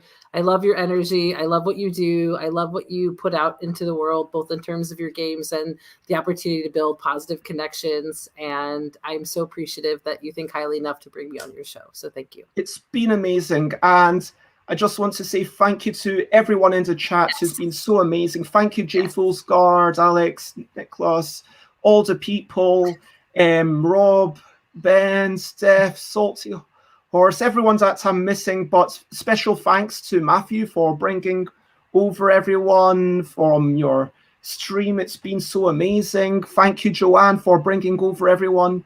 It's been wonderful. Oh my gosh, I was going to write a raid song. I actually, sorry, I'm going to sing this. I hope you don't mind. I've not sung this before, but I wrote it down somewhere. Oh no, I can't find it. I had it written down somewhere. I didn't know that rating was a thing. Well, because for music streams, what they sometimes do is they say, "Oh, so what I'm going to say, I'm just going to do a completely impromptu thing. Say, thank you very much for this raid. It is appreciated. Now is it bedtime?" That's just a line I used to fit with the rhyme. Thank you very much for the raids. But in all seriousness, thank you, both of you. You are super awesome. Thank you. Thank you. Thank you, Kathleen. And the final question that I ask before we properly stop is, over to you. What are you up to? You can share anything you want to. So what are you going to be doing? How is your day going to proceed? I am going to be, I don't know, having some dinner with family, maybe. I'm going to be being part of an online media making class tonight at 8 p.m, which I'm quite excited about. And yeah, I'm generally just good times. What about you, Kathleen? What are you up to? Cleaning, organizing, and getting my house ready to sell. I really should do more of that cleaning stuff. I'm bad at it too. It's more like the throwing stuff into trash bags. It's fine. I might do some drawing. See how I feel. You should. Maybe I will. I'm also going to get caught up on WandaVision too, so I'm pretty excited about that. If you And so in the chat, feel free to let us know if there's something you're looking forward to, hopes, ambitions, whether it's exciting or trivial, boring or frivolous or exciting, whatever it is. For my next streams, look at stuffbybez.com/streams, and that link will redirect you to my Google Calendar, where you can see all the things that are coming out. Tomorrow, I'm meeting Mark Cook, well known for Aircon, also works for Plastic Soldiers Company and Zapato Brewing. So we'll be talking about beer, conventions, and making games. In the evening at 8 p.m., we'll be playing some silly games. Wednesday, I'll be playing Flea. Thursday morning, I'll be getting to know Dina Ramsey. Friendly Friday forum on Friday, meeting Anna Vassenberg on Saturday, and I'll be reviewing some stuff from Board Game Arena on the Sunday before discussing Board Game Arena and what exactly that is, with the big phenomenon that it is next Monday. It has been lovely, but if any of that sounds cool, then share, spread that word. And in the absence of any other things, do you and Joanne's just going to have some lunch and just rest a while? You good for you, yeah. Yes. But yeah, do you have anything else that you would like to say at this point? Personally, I think I covered everything. So yeah, but if ever anyone wants to reach out, by all means, at Mercury 7Ms on Twitter, KathleenMercury.com, and it's been a pleasure. So thank you so much. And yeah, let me reach out. So who should we raid? Should we go for Paula Deming? Because I did raid Paula Deming yesterday, or we could go for a music person. I'll let you pick. Me? No, Yeah. you pick. No, I don't know. You pick. This. I didn't know this rating thing was a thing. I don't do that much on Twitch. Like, people invite me on their streams, but that's about it. So let's go with Familiar Fry. Familiar Fry does lovely music. And so we are raiding this person who is from, I believe, Iceland. Oh, I love Iceland. And they sing gorgeous songs. Like, I've watched in the Eurovision movie with Will Ferrell, like the sing-along, and then like their song they sing at the end. I think I've watched those songs like 15,000 times, just over and over again on Netflix. So I love Iceland. Iceland is beautiful. I was able to go to the north part of the island, as well as Reykjavik and all that. And so it's just absolutely gorgeous. The people were lovely. So yeah, 10 out of 10. That is where we are going. And that concludes everything. It has been epic. It's been lovely. Thank you so much, everyone. Joanne, yep, love Fry. We're going there, checking them out, what they're up to, and there is only one thing left to say, which is bye, bye, bye, bye. This is a goodbye song. Bye, bye, bye, bye. Thank you for watching along. Bye, bye, bye, bye. This is the end of the show. Bye, bye, bye, bye. And now it's time to go.